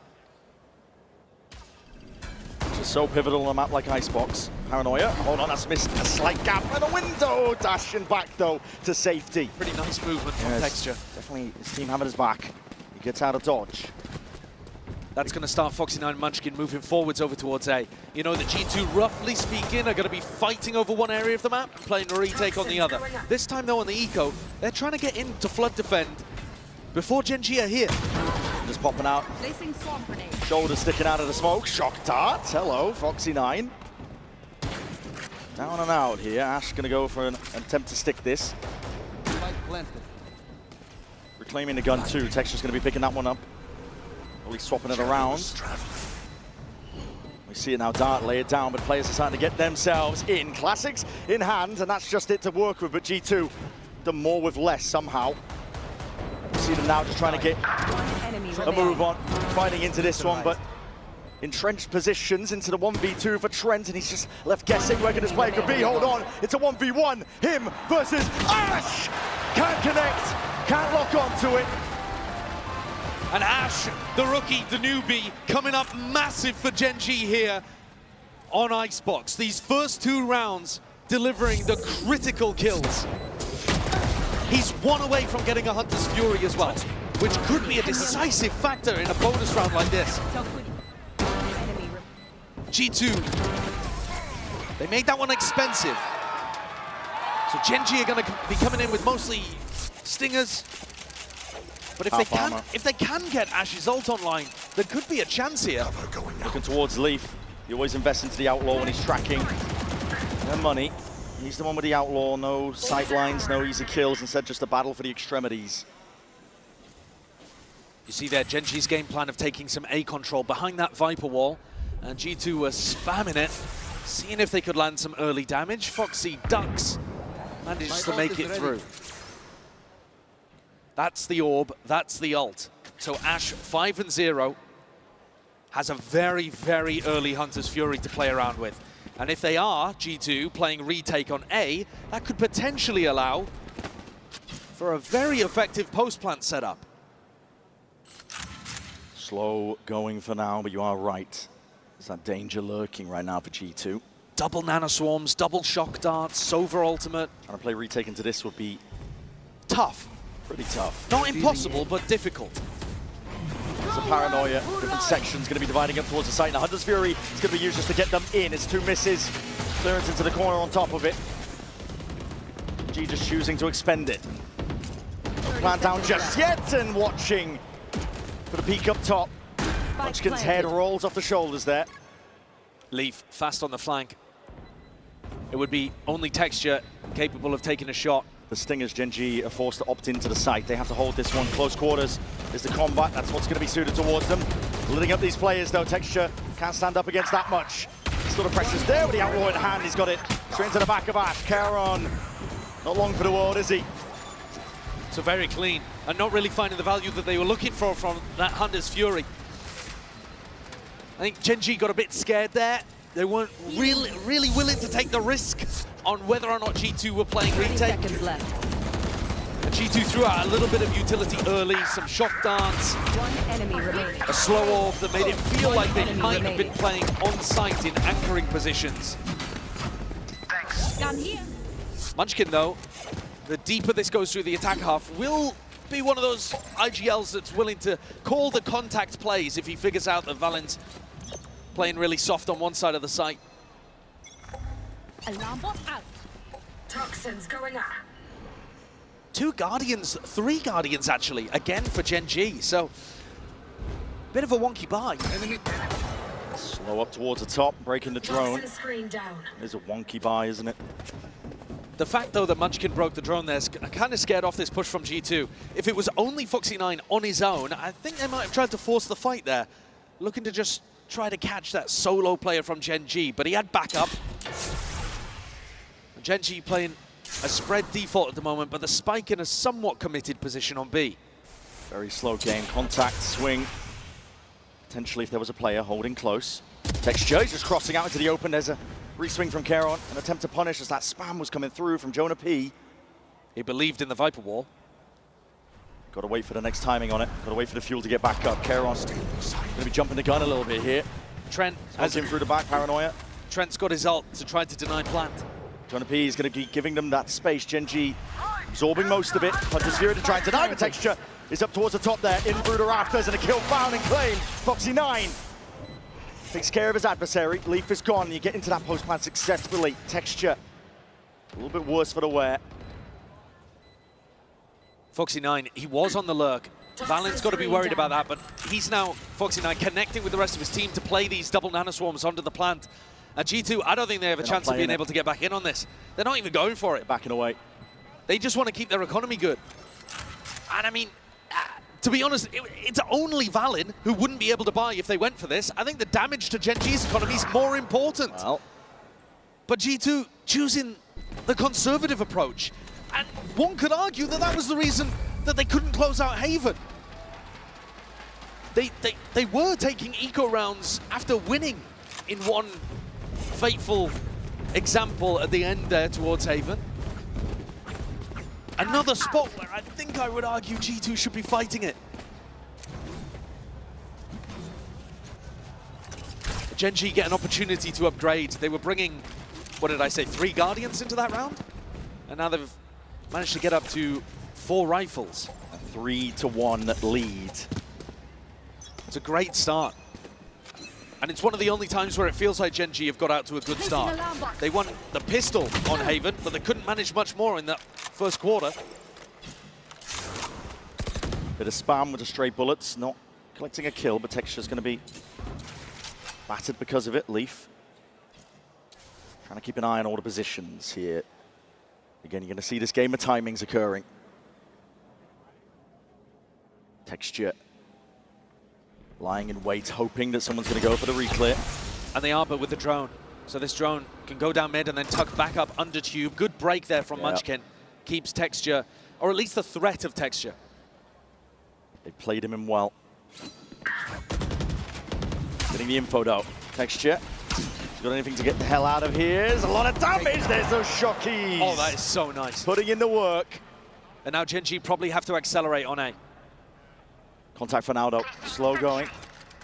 Like I talked about, Munchkin is super happy calling for his team to contact in if he thinks he's got the read that the defenders are playing retake.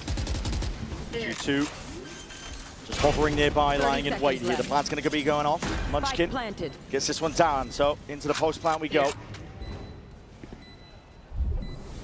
There's Gen G still with that player disadvantage. They're the ones who have to make the play. Valin, Paranoia, sweeps forwards, Nana swarms, delaying the push from coming through from G2, but did they expect this one? Valen's already in, and he might have just spotted it. I think Ping's, spam up towards the top of it, in through 410, and Foxy9 is gone. Straight back to the dust here, Gengino! Answering back with a few of their own. Keron finally taken out, but backing away. Leaf earns up towards the ult, but he's got two players to deal with, and you do not want to expend it in this situation. He's got to try and lurk and find the positions, running side to side. He doesn't know where the last is. There's a wall, isolates the fight, but is there time? Not a chance. Really nicely played there from Gen G towards the end. Munchkin with a wide swing from 410. Forces Leaf to take the fight. Wastes a couple of bullets. But I think it's Karen who really deserves most of the credit for the victory here. It's a beautiful reclear of Texture. And they're winning this 4v5. Yeah. But Karen with 2 kills from that top 410 position. Spots Valin, Recon Dart, lights up Jorgamo, and they're coming away with the victory. Gen G look completely in control here. You know, Lotus, G2 were easily the better team. On Haven, very even, incredibly even. G2 had their chances to win 2-0. It would... The international ones, we talk about teams, did they make top 4? Did they make it to the finals? You're not really thinking about 5 to 6. No, not so much. Not so much. Especially teams that have G2's level of expectation. Yeah. Placing swarm grenade. There'll be a blight on the record for G2 if they go out here. They've got to turn it around. The money's not good for now. Allows you to play a bit riskier. Taking liberties, potentially getting a kill or two. Gen G are hyper-disciplined though. Pulled a little bit of Foxy9's attention towards mid, and I wondered whether Leaf was going to go for the peak, but it's just a shocking fight to take with a stinger from this range. Yeah, truly. And a lot of the impetus here might be on Jonah P, actually. He's the lone defender over on B. Starburst in his face, and he's going to be stepping up to the challenge. Not postured away. Maintains his ground here. Gen G going to have something to clear this one. Might just be waiting for the dart timing to come back up. Toxins going up. Wall to feign like they could be going over towards A, and there's that exploration, but Ash one step ahead. Smoke just barely blooming out towards the back there, claiming these kills, racking them up. The feed that is filled up with red. Spike planted. Gen G determined to put their stamp on this final map. It's a map that they've been excellent at historically. We've seen great moments from them. And right now they are dealing with this style from G2. Munchkin's finding the right reads at the right time to be able to get in. And also, Texture is online right from the beginning. Yeah. And that just hasn't really been the case in the previous 2 maps, especially on Lotus, where he was 2-10 or something to begin. Haven, it took him till the second half where he really accelerated and took off like a rocket. But here, he's 6-4 to begin, and he looks good, comfortable on the entries, taking these fights, stepping up aggressively to danger. G2's retake style is going to be helped by the fact that Leaf has earned the lockdown. He's had it in the last couple of rounds, but not found an opportunity to use it. This is a must-win for G2 here. They want to right the ship. This was the one that the timeout was about, and you're right. Course correction needed. Beautiful beginning for Valin. Well, that's a read. Just a bit of spam, a few bullets, and suddenly Gen.G are the ones on the back foot. And now I think you can just stack A. There is no chance that Gen.G are going to be ending B without the Viper Wall. Trent, high and mighty, but he's going to be watched for that beautiful instant res online. Jorgamo brings Trent back into the fray. Paranoid over the good connection. That drone is going to be clearing quite a bit. Even a tag. Jonapi not allowed to play inside that smoke. Drone for a drone. Getting the tags up. Spotting it into Nest. Trying to get the ping down and trying to get the spam down. G2 looking for a chance to try and flood in here, but it's a forward play by Gen.G. They've got another plan of action. Lockdown's going to be dropped down. Hunter's Fury going to be used to try and take this one out. The forward position's trying to be played once more. Texture and Charon. Texture dealt with Charon over the top. Dealt with easily enough. Jorgamo now. Put this wall up, sticking this defuse. He's got it to half, and he's bought his team that win con once more. Going for the face, going for the peak, and going for the jugular. Gen.G are hyper aware of the way that G2 want to play this one. Ash came in, got the plant, so he had the Hunter's Fury online. That neutralized Leaf's ultimate. And yet, at the end of the day, bodies Your duty is not. ended up making the difference. A 5v4 and Jorg's 3K. One enemy remaining. Shutting down Karen in his top position. Karen has been the danger in these A post plants. He's playing either on top 410 or top A nest, and he's getting up and over that Sage wall. That's what G2 have to be worried about, but they managed to execute and get past him that time. Texture with knives. He's the threat here. Pit and B main. It's a tricky one to bypass if you are Gen.G. They get sight of it. They want nothing to do with it. Lombard on the other side, so Jonapi has a lot of peace of mind. No attempt to break it. Gen.G aiming to take fights towards mid, though. In this match, every time G2 win rounds, their economy is never flourishing. No. Gen.G always keep it close. And so again, they're coming in with double Guardian and a Bulldog. Valen's trying to take an aggressive fight on A, but with a pretty bad weapon. Yeah, Trent was with him. He's hopped off of it now, potentially missed the timing onto this one, reaching that minute mark. You've seen a drone for a drone. Just to clear out a bit through mid. They've given Foxy9 enough space here to use lockdown. He can pop this down on pipes. Really no answer to this. There it is. G2 forced to clear this one out. They can overstay for a tad. Jorgamo, he's even squaring up. It's a bit of a challenge, but you've got to respect it. He looked like he was going to stay there. Slow wall might be critical in that spot. Just out of dodge there from the vicinity, and here comes the flood attempt. G2 going for it. Straight in, the pit's going to be dropped down. Reactionary from Gen.G, looking to try and survive him. With a talk. It's before the plant. They're running away to B. They're running away, and Jonapi, he's pushed out. The initiative has been taken from himself, and the knives almost gone entirely. He's another kill there. Refreshal for 12 seconds. They handed the spike over, and Karen with a TP. The ult has saved them. At least the plan's down for now. Cover going out. The Omen finding enormous value, but it's still player disadvantage for Gen.G. G2 don't exactly know where everybody is, but Trent's in a really pushed up position. This smoke, it's dangerous. It does. Dangerous situation. A bit of spam from either side to heal. In the back pocket, G2 starting to get a run on, starting to get a move on. Clearing forwards now, knives out, Texture, they've all going to miss, but the rifle still is his backup. The movement can't save him. G2! It's clinical.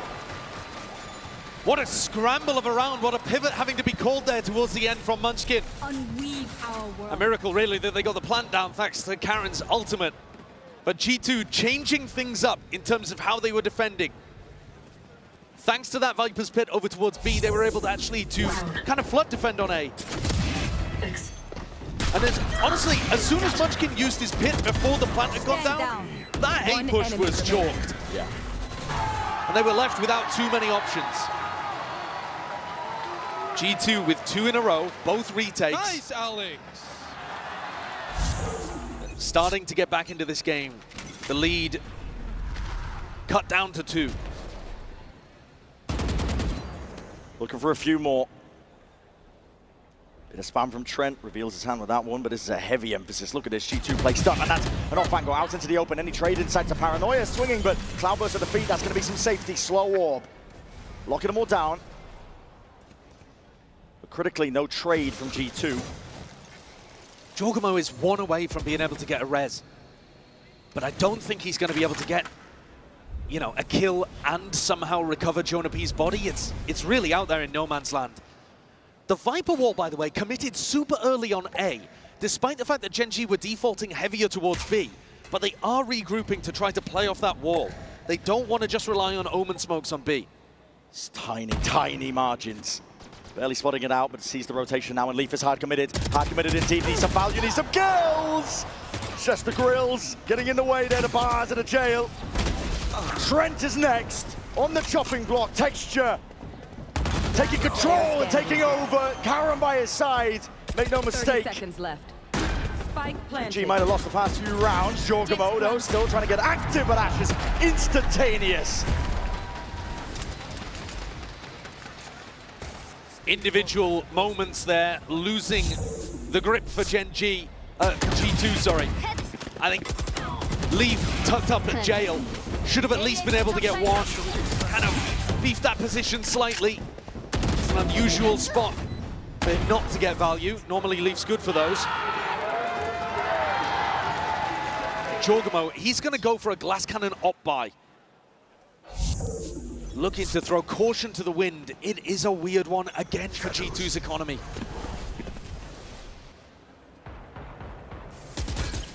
Drone not broken. Jonah P was hoping to at least feign the intent that they could be holding close. Trent's going to be using one of his own just to clear this one all the way through. That's a heavy push-up. 2 plays through main. The operator in Jorgamo's hand to just watch belt, but all eyes over towards B. That's where the players are, and that's where Gen G looking to lay claim. Smokes on smokes, but no committal. Pressure here onto Foxy9. Foxy9 is going to be caught. Squeezed, in fact. Too much to watch for, and yet still manages it. Gets the one. Really solid awareness. Even expecting the repeat as well. He's holding his crosshair, not running away. He's waiting for the next. He knows that there was a deeper drone, and he knows that Trent was lurking. Jorgamo, Jonah P and Leaf gonna have to put this one together themselves. Just the 3 of them versus 5. And with the operator, I think this is where you have to save. it might be a save. They're looking like they want to go for it. Yeah, there's a wall up in front of their faces. Textures already just absolutely decimating them, destroying them. His team by his side. Relentless.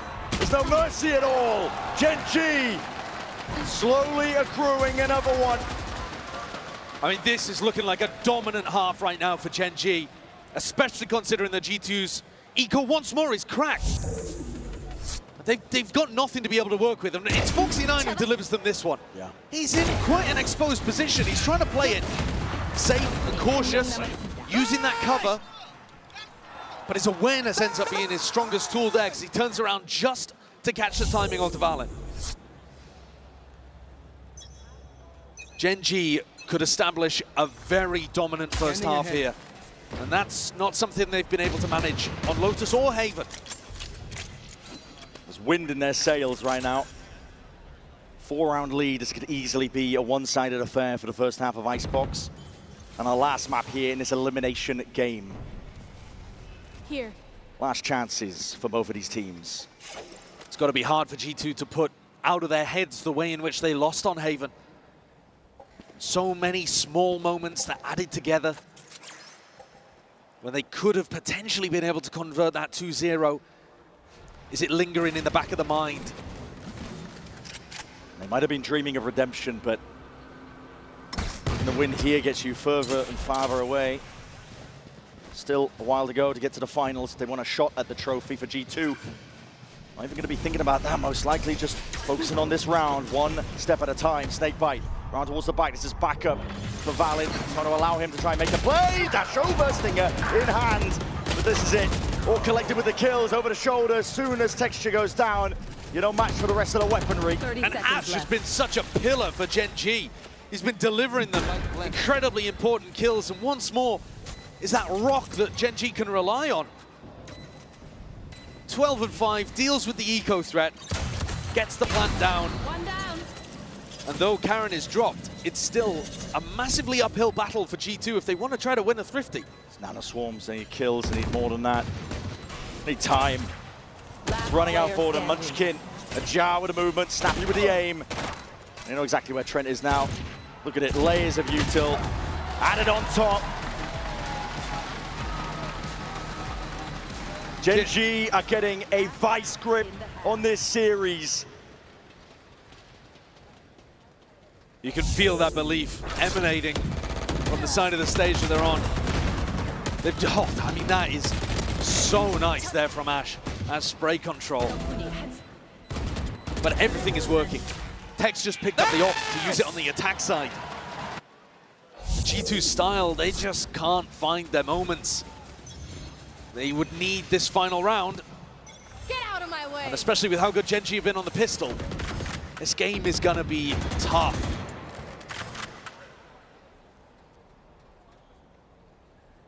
Poison orb emitted. It's the last round. You're expecting a slower one as well here, Brent. And Tex just taking his op for a walk, looking to see if he can find an opening pick. And it's Valen with a peek. Like a rocket ship comes around the corner and deletes Texture. It's a massive one. That is a shot. Even spotting the cross. He's getting acknowledgement. Drone spots too. G2 have a very good idea of what's going on this round. Yeah, player advantage. You've taken down the tip of the spear. I mean, Trent with an ultimate that can deny the plant as well.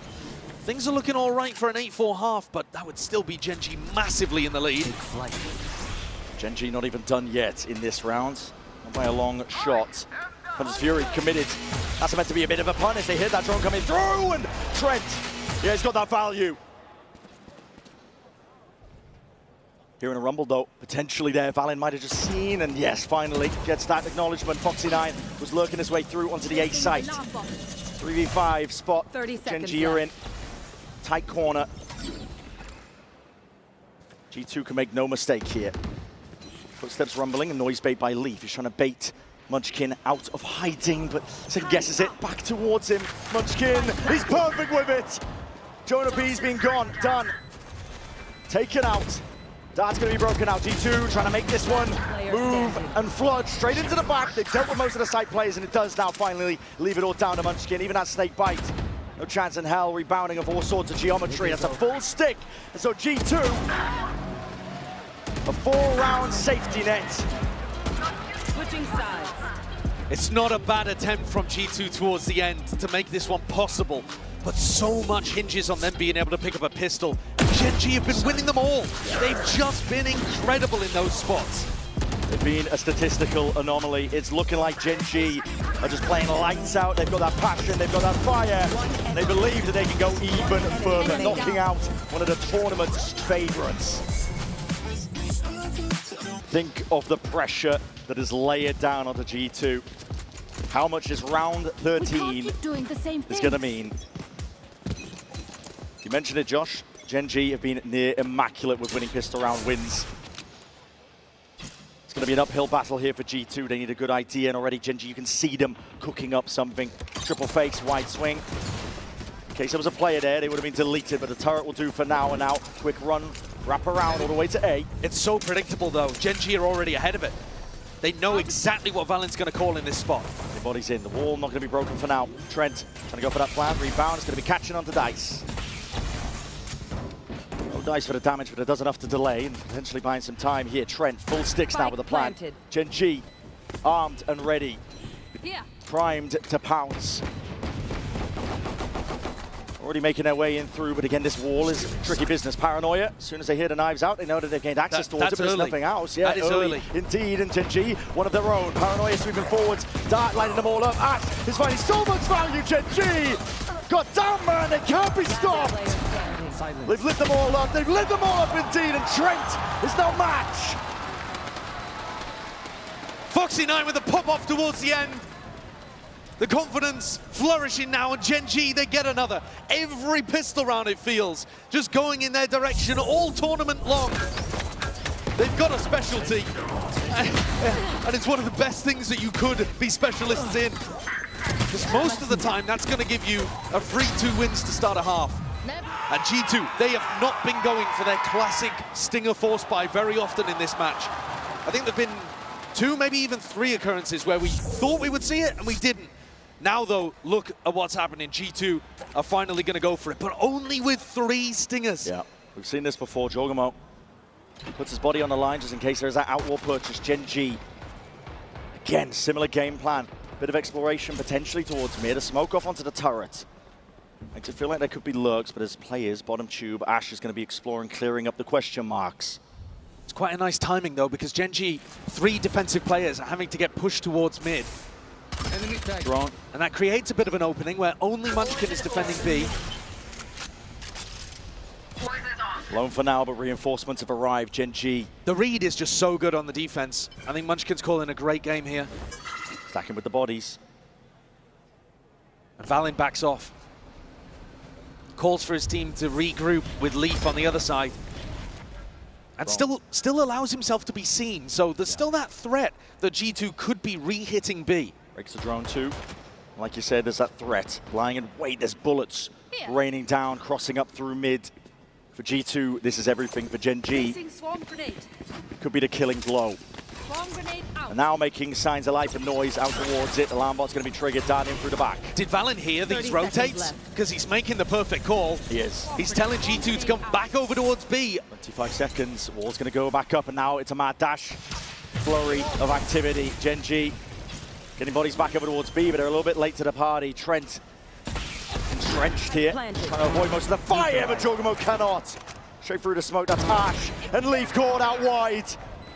3 to do it all from G2. Gen G, a methodical, dissecting this map, dissecting the site. Do they clear Trent? He's about the only hope for G2. Got to be the problem player in a spot like this, and yes they do. The awareness is all there right now for Gen G, and where is the first push of Munchkin? Is just sticking this, drops down half, and everybody dies from G2. Gen G keep the ball rolling. They keep going. And that is a fantastic beginning to the half. All of the threat taken out of it. A 6-round lead, plus G2 knocked down onto an eco. Every player in every little tucked spot, every threat, every danger dealt with. Gen G utterly in control. As dominant in the opposite direction as Lotus was for G2. Yeah. It opened in favor of Americas, and it looks like it's closing in favor of Pacific. We've seen comebacks before in Icebox, but they're rare. They're not often, and it takes truly exceptional stuff. Valin's gone. Was a TP forwards trying to go for some cheeky play. Split into B, potentially to take that timing. Full group up of G2. All into B main. Clearance now through yellow, but they're going to be stunted out here. Munchkin's Viper all propped up in their face. A smoke to replace it from Charon. They are choking G2 out here.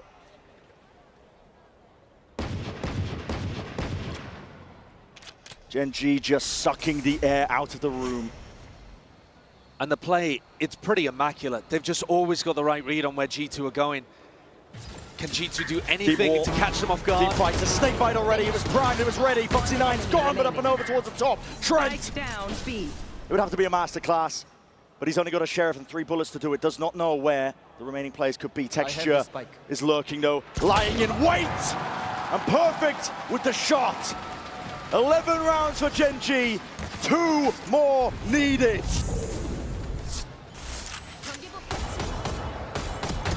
A game between 2 titanic teams.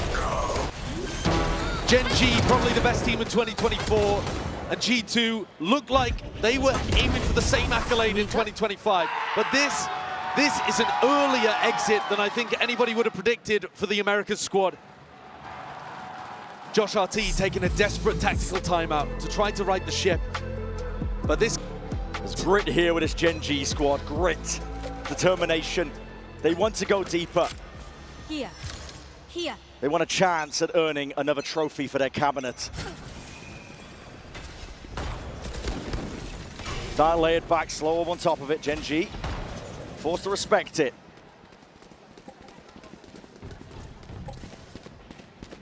All that just to insert Leaf into a 4 position. And a big gamble coming out of the tactical timeout too. Gen G are super happy to go for those. Munchkin just with an outlaw, defending B essentially on his own. Reckons that he can get out of danger if he misses the shots. Drone's going to be clearing it though. He takes care of it. Oh, he's so confident. Yeah, very confident. It's full armor and a multitude of players from G2, and they're going to be facing with the first one, but Valin was not so lucky! That's amazing! Munchkin! Trying to slam the nails into the coffin nice and early. It is answered back with Jorgamo. A tap. Oh, and they're so tepid here, Yeah. G2. They think there's more players from Gen G ready to deny. Okay, going backwards, picking up the ult orb. If they can now get a plant for free, suddenly there's a res online. And Leaf, he might have an opportunity to backstab. But Foxy9's awareness has been unbelievable so far on this map. Watching for it. Res is available. Bring one of your players back into the fray. Pick and choose. You choose Trent. He's been monstrous in the clutch. They need it now more than ever. Gen G are slowly getting a grip onto the site. Leaf is that backup policy, but this is explosive. Dash across and forwards as an operator in his bloody hands. Matters not. The weaponry. Give Texture a spoon. He's going to make you mince meat. Going to be denying this one though. G2 getting onto the plant, wrapping around. And the situation is pressing right now for Kairon. Nana Swarm forced out into the open. Isolates the first kill.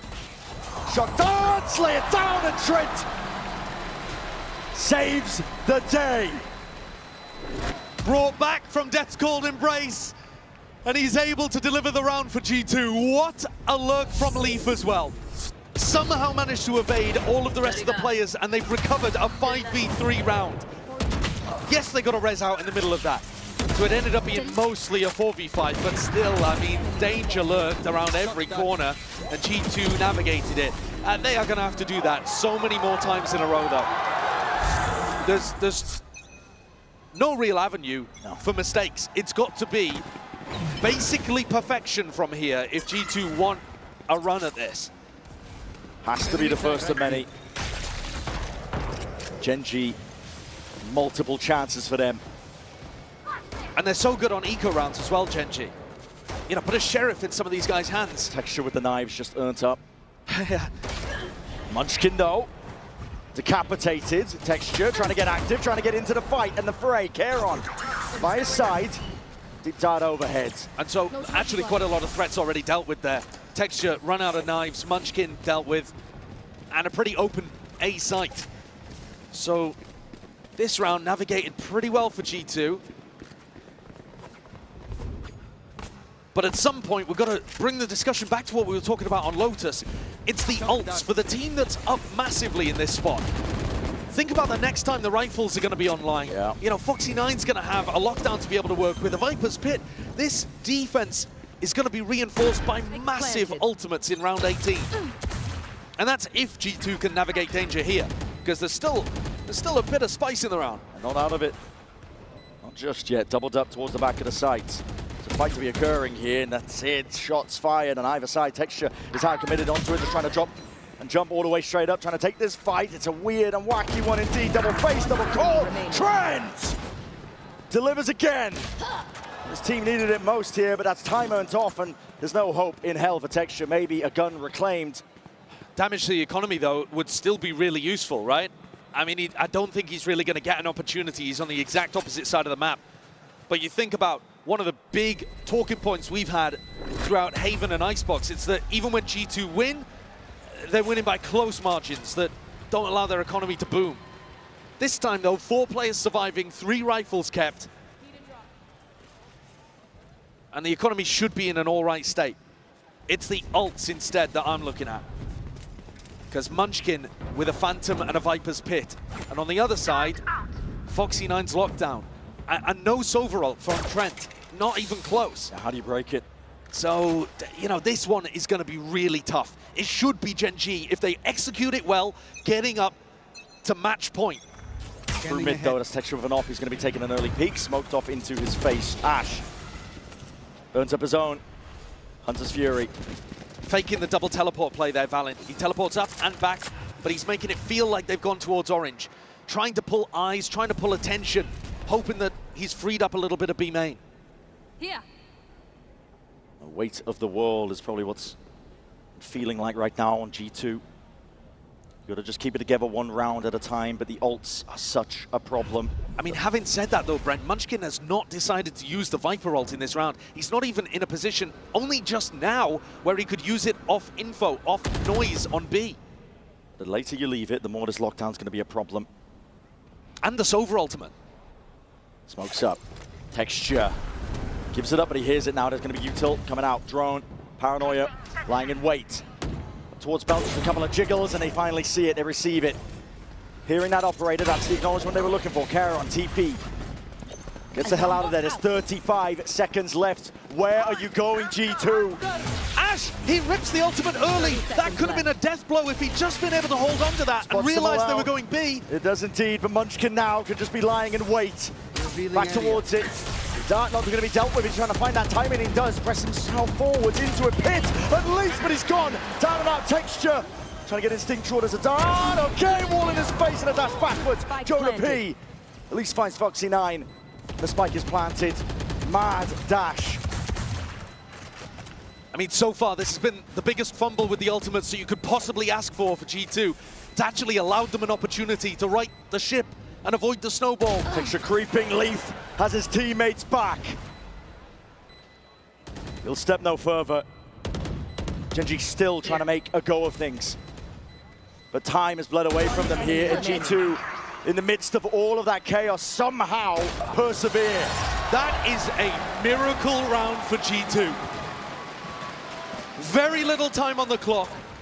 Still with a Sova ult and a Viper's Pit to navigate around, and a lockdown as well.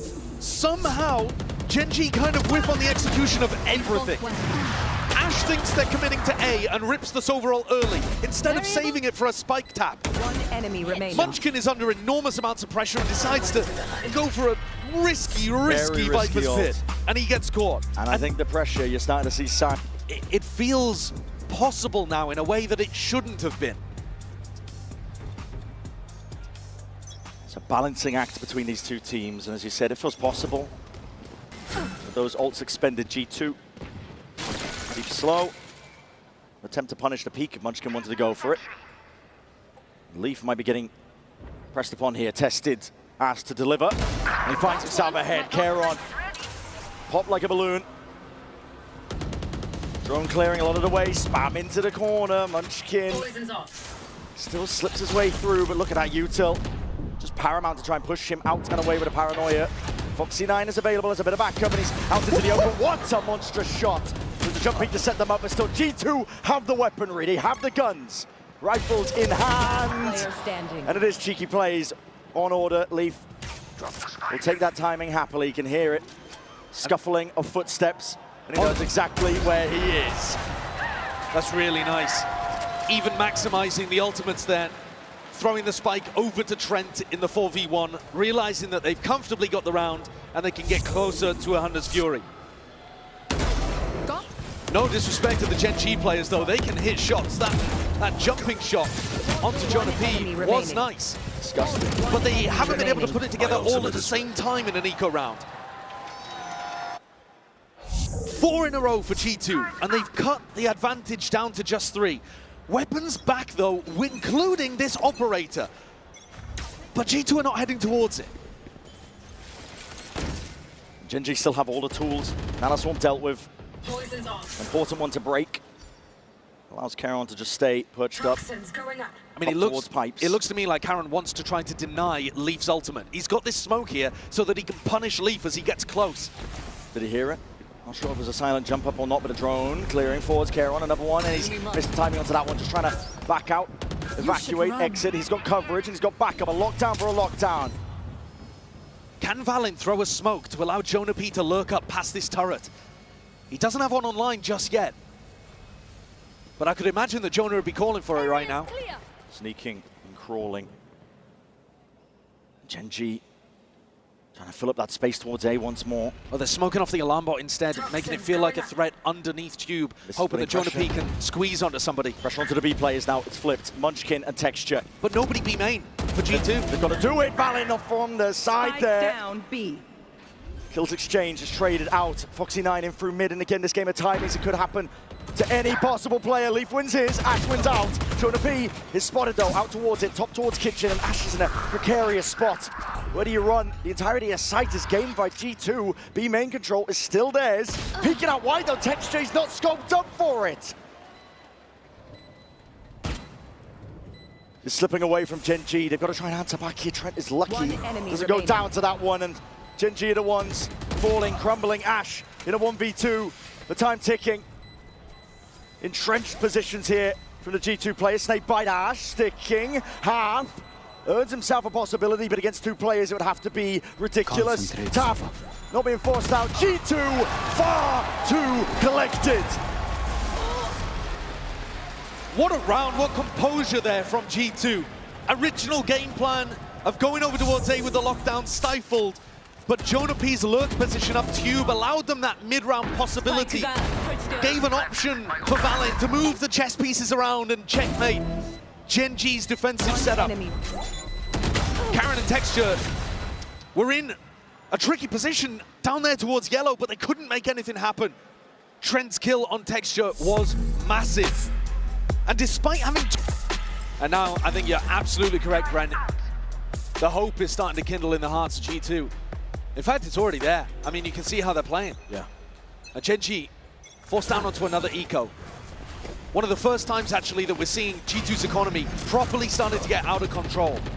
Poison orb emitted. Jonah P's got a lot to watch here. Yeah, there's a big He plays pinch. forward, he just hears the jump, and that just left him correcting for the wrong angle. Caron puts him down, puts him to bed. Jonah P no longer that threat onto the lurks. Deep push out through mid. He's holding the line for now. There's a plan down with nothing to push this back. Jorgamo getting a wall involved. Double face, double swing. Leaf still wants to square up, potentially to deal with these players because it is a heavy investment. Bodies arriving. He's got Trent as well for support. Gen G just trying to do the best here. Check Texture, might just get chopped down to the knees. And meanwhile, this fight taking place. Yes, chopped down indeed. Cut down before he can make a stand and an attempt of this one. Ash, he's forward now, rifle in hand. And G2 make the call. No hesitation, trying to flip this one around. Paranoia still catches. They're trying to take out Foxy9 before he can get going. To trade it up towards the top. Valin, lights out with the calling, with the plays. G2 are up to 10.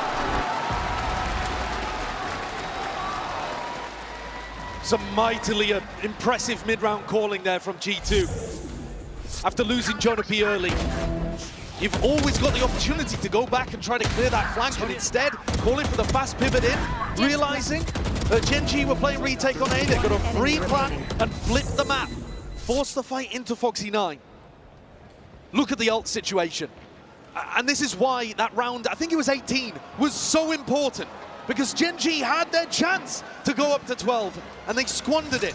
Now G2, with all of the advantages, looking to equalize.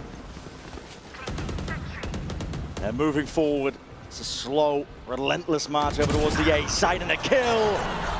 Collected for Valen once more. Added up. Total it overall. It's full side control now for G2. Slight gap, potentially over. But a pit now is going to be removing all of those sight lines. How do Gen G play into this? They're backing away. No way. They're backing away. They're saving. Giving up already? They're giving up the round. That's unbelievable. G2. A freebie. It's a freebie, and on the precipice. And barely an ult committed to bring them level. It feels similar in a mirrored way to what we saw at the end of Haven. I think the score even there was like 10-10, 11-11, something like that, where Leaf, he won a 1v1, and then G2 decided to eco. Gen G need these guns. You're so right. If there's any chance for Gen G, though, listen. Mind towards the side. Stray shots, peeking out. Leaf, he's found it. Denied a weapon, and Foxy9, he only had 50 credits to his name. That's a timid call from Gen G, but who knows, with the benefit of hindsight at the end of this map, at the end of this match, maybe it's the right one. 7 rounds in a row. 7. After an 11-4 lead to tie the game back up. Blessed with an absolute banger of a map and a series overall. G2 are ready to run away with it. It's up to Gen G to stop them now. Looking for a tag early so that Trent can lead with a Hunter's Fury here. Try to find a pick. Not given anything though for Gen G. Texture was tucked tight to Gen. Repositions, moves around. Shocks forward here, the drone needs to be taken care of. And Texture hasn't had a big round in a while. Crouched up, off angle. Hoping to take out a belt player. Wherever else he may be aiming. This is 5 players of G2 grouped up. The thing is though, if Tex just swings and takes a risk here and goes 1-for-1, Jorg's just going to get the res. So you kind of disincentivized to play aggressively here as the Jet on defense. Placing swarm grenade. And this one was intended for a turret. That's in a different spot entirely. And it really makes it feel like G2 are making a call to go back in towards B. This is going to keep 3 players solidified, cemented on B, leaving Texture alone. Texture is alone. One of our players in the MVP running, he's lit up like a bloody Christmas tree, and he has to try and back the hell out. Counter spam, trying to follow the tracers, but he's forced to give this one up.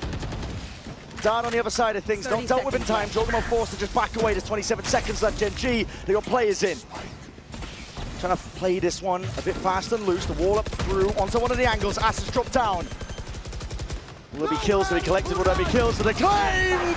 Fallen with the movement and the Hunter's Fury. Push them back to the brink. Gen G are desperate now. Going up. They group up to last hurrah to try and get themselves to 12 to prevent G2 from getting to 12, but they give it up. It's a save again! They're accepting the fact, and G2 immediately on the hunt! No remorse! Looking to try to deny the guns, deny the weaponry, leave Knife out, running them down. The hunt is on. And they can feel it.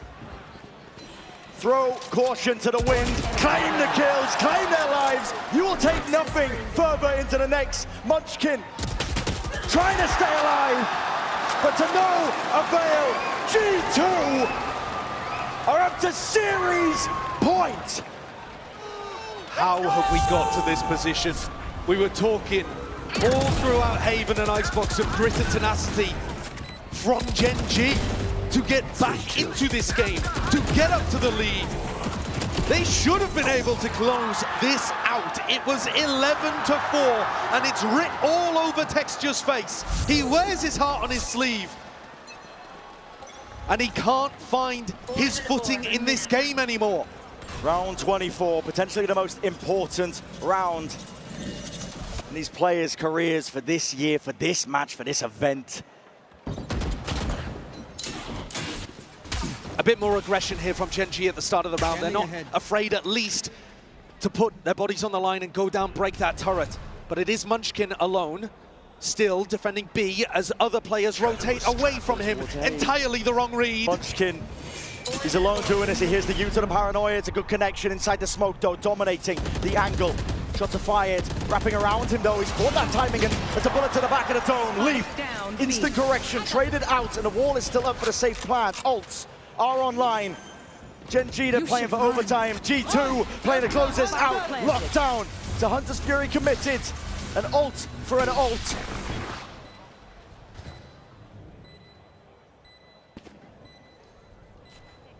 Waiting patiently. Util to come back online. Smokes are blooming, blossoming. Fuel is up. Players are set in their position. A dash forwards, but Texture's gone. G2, ever the hero, ever the miracle team. They're looking to put the fear of God into everyone at this event.